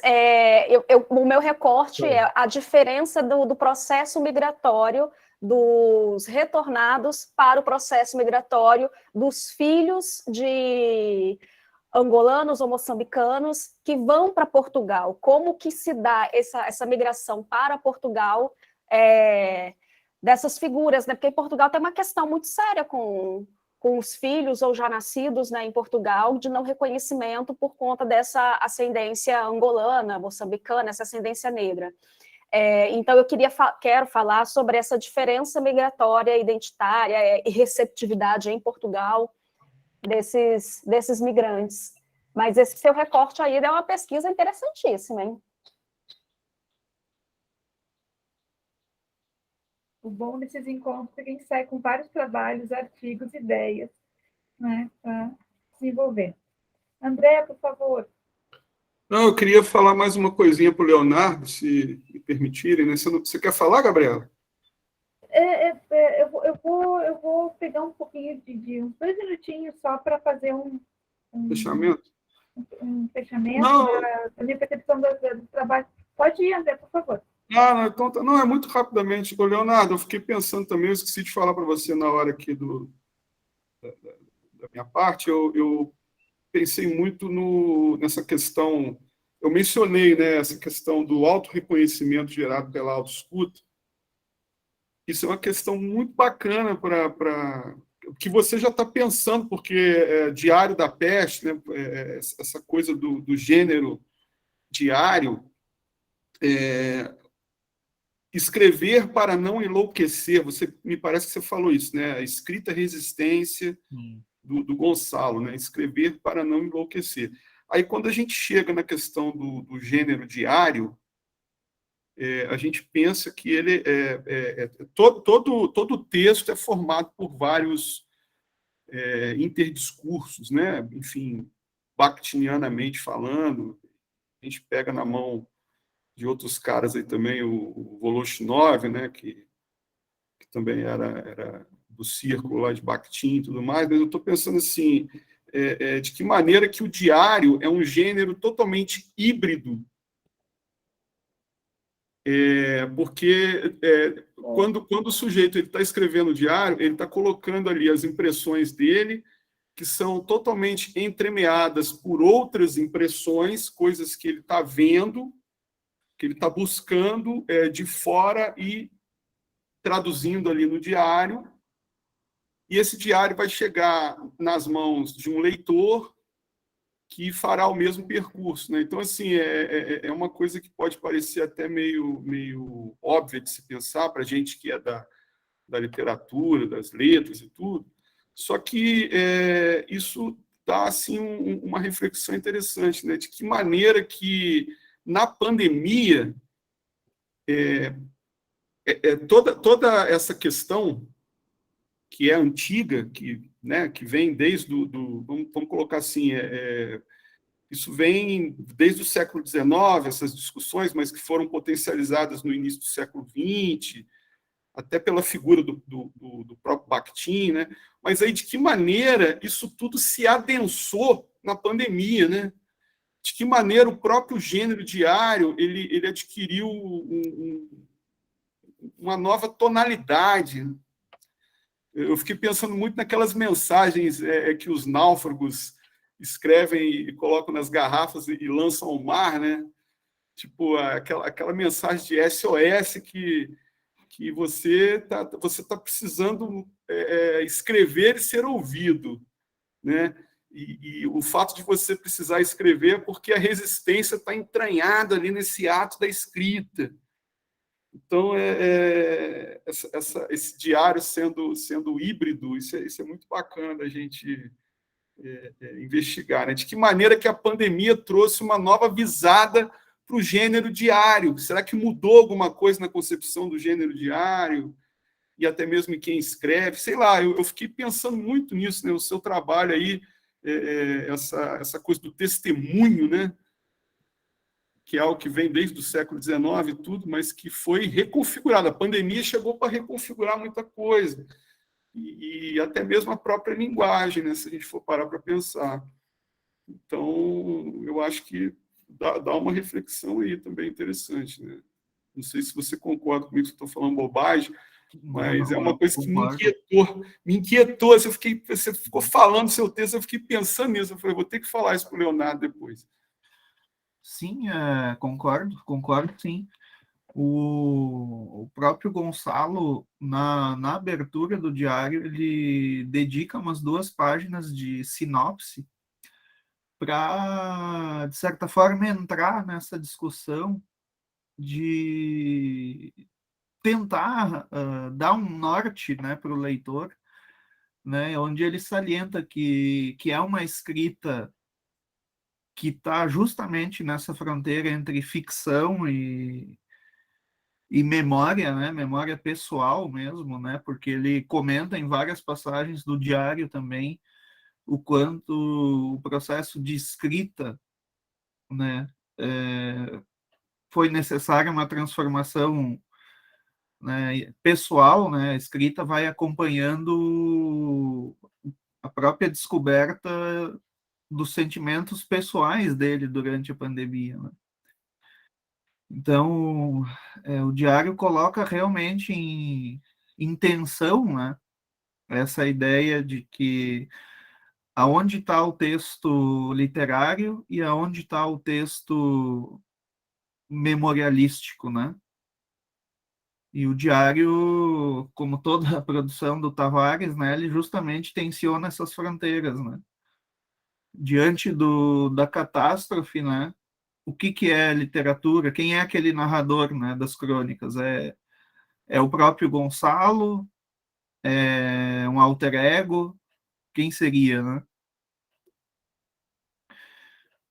E eu acho que foi uma boa alternativa que ele encontrou de tentar registrar todo o caos, né? Falar por ele próprio, né?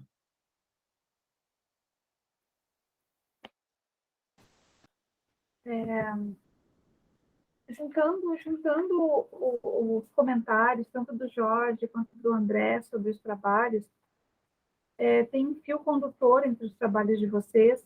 Acho que o Jorge e o André talvez concordem comigo, que, primeiro, desde o Cairo, Leonardo, a Cíntia e a Mariana, de modos diferentes, e acho que foi até muito proveitoso a fala da Cíntia ficar para hoje à tarde, não é? O primeiro é a ideia do tratamento da morte, tratamento da identidade, tratamento do luto, da mutilação, tanto identitária quanto física, não é? Então, o Cairo, ele trouxe algumas coisas muito interessantes que estão dentro de Jerusalém, que estão dentro da tetralogia do reino, não é? e que a gente encontra um subsídio teórico, filosófico, tanto no Walter Benjamin quanto no Blanchot. Né? Quando o Blanchot vai nos dizer lá no Espaço Literário que o autor pega a caneta para superar a morte, né? E aí vem a tentativa dele de entender a máquina do mundo, não é? E registrar o funcionamento da máquina do mundo, uma tentativa não de evitar a morte, mas de se manter não intocável, mas de permanecer para além da morte. Então, eu acho que o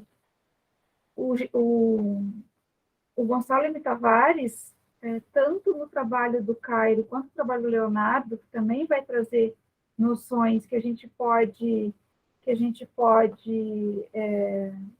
fazer uma intersecção com as noções de catástrofe, não é? Com a banalização da morte, e com dois autores que particularmente me são muito caros, assim, o Jean Delumeau, na História do Medo do Ocidente, que vai falar de 3 grandes medos da humanidade, não é?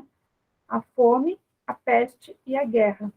As 3 se desencadeiam, né, saem para a morte, mas diretamente não é a morte que o Delumeau fala, ele vai falar de 3 caminhos para a morte.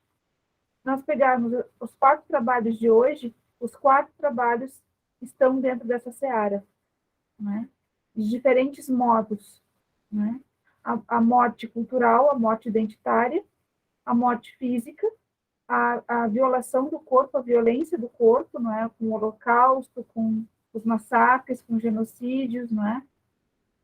Com as ditaduras. Como é que nós lidamos com esse passado? Como é que esse passado nos chega a... Exatamente, são os nossos... exatamente, Jorge. O livro do Delumeau é uma leitura de hoje, né? É uma leitura de hoje. A banalização desses sentimentos, a gente pode pegar e trabalhar também com a ideia da Hannah Arendt, não é? Quando ela diz, não é? Que o homem contemporâneo, ele banaliza o mal que a humanidade já passou, e o mal que está por vir também, né? Já se tornou banalizado. Vamos por uma situação que em 15 dias nós tivemos 3 casos absurdos de estupro, não é? Absurdos, surreais, não é? A mulher em parto sendo violada, né? Toda a equipe médica que nunca viu nada, nunca reparou nada, né? Os movimentos da anestesia nunca foram sequer percebidos. E nesse exato momento em que nós estamos conversando aqui, uma mulher está sendo estuprada, violentada, assassinada, um negro, um indígena, uma criança, não é? E nós estamos de mãos atadas, né? Contra tudo isso. Então, é por isso que a literatura é esse arcabouço infinito. Eu me emociono quando eu falo disso, porque é infinito, né? De possibilidades, para que a gente possa ter um pouco de dignidade e conseguir entender esse mundo tão vil, tão ordinário, tão melancólico e horroroso que a gente vive, né? Então, esses autores, eles conseguem trazer de uma maneira muito virtuosa, essas doenças da humanidade, não é?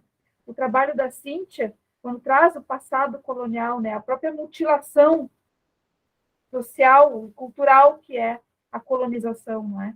E aquela política ultramarina portuguesa que depois desencadeia com os retornos, que depois desencadeia com mais mutilações, uma tentativa de renascimento, de identidade reconstruída, não é? Tanto para o império, que não é mais império, mas como para nações, né? O conceito de Estado-nação, que a gente discutiu, né, Cíntia, a sexta passada, né, que é tão difícil e tão demorado para esses países, e o trabalho da Mariana, né, que trabalha com a ideia do luto, que a gente volta lá para o Leonardo e volta lá para o Cairo, que começaram esse caminho essa tarde de hoje, trazendo a potência do luto, né?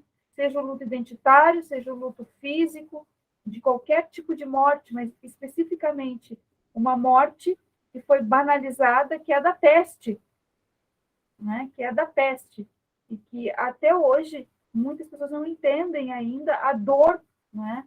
A dor dessa banalização. Então, eu quero agradecer imenso a todos os trabalhos, a todos vocês. Foi realmente uma tarde. Nós temos grandes expectativas com os trabalhos de vocês. Quando abrimos o simpósio, quem se inscreve no simpósio, como isso vai acontecer nessas tardes. Mas hoje, especificamente agora, mesmo, esses trabalhos de vocês nos fazem refletir. Aí está a potência da literatura, né? Aí está a beleza salvará o mundo, do Dostoiévski, que o Todorov vai nos falar, não é a beleza no sentido de belo, mas é a beleza do aproveitamento estético de uma obra de arte que nos permite refletir, construir novos paradigmas, novas visões, né? Esse livro por vir, de que nos fala o Blanchot, né? Que nós escreveremos com os nossos olhos e as nossas memórias. Então, obrigadíssimo. Eu estou realmente muito feliz com a tarde de hoje, né? E, infelizmente, com a notícia triste do falecimento da filha da professora Lucy, que ela se sinta abraçada, né? E acalentada por todos os seus próximos e também por todos aqueles que, de algum modo, estão próximos a ela ou da filha, né? Jorge, querido, queres encerrar os trabalhos de hoje? Sim, sim. Mais uma vez agradecer a participação de todos. Só para dar uma lembrança, porque um dos efeitos colaterais da Covid é que a ficha da memória cai um pouquinho mais lenta, né? Cairo, o Leonardo, que é autor do artigo sobre a memória do Holocausto no Gonçalo, que você leu para o Jerusalém. O texto é dele, viu? Legal. Desculpa, Leonardo, a ficha está caindo um pouco devagar, então isso é consequência, não tem jeito. Mas, enfim, agradecer a todos vocês que participaram hoje da mesa, não é? Convidá-los para amanhã, nós teremos atividade das 8 às 10 e depois das 14 às 16 horas, com as 2 últimas sessões, né, do nosso simpósio, e pedir para que vocês já entrem no site da Abralic, vejam as normas, porque é necessário que as normas sejam seguidas ao pé da letra, tá? E já deixem o texto preparado, porque assim que a gente receber o sinal verde, a gente já começa o trabalho de coleta e de finalização, tá bom? Então, a todos, o nosso muito obrigado, mais uma vez, né? E, como a Gabriela falou, né, o nosso abraço hoje vai para a professora Lucy, que perdeu hoje mais cedo pela manhã a filha mais velha, sendo que a filha mais velha dela era mais nova do que eu, né? E nós até brincávamos quando a Lucy me chamava de meu primogênito, e ela brincava, olha, nenhum de vocês é primogênito, eu que sou a primogênita, e fim de papo, né? Nosso abraço aí vai para ela, tá bom?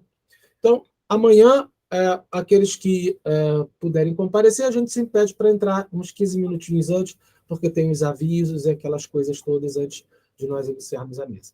Ok? Então, a todos, o nosso muitíssimo obrigado e até amanhã, se Deus quiser. Tá bom? Até amanhã. Obrigada. Tchau, até amanhã, gente. Tchau, tchau. Tchau.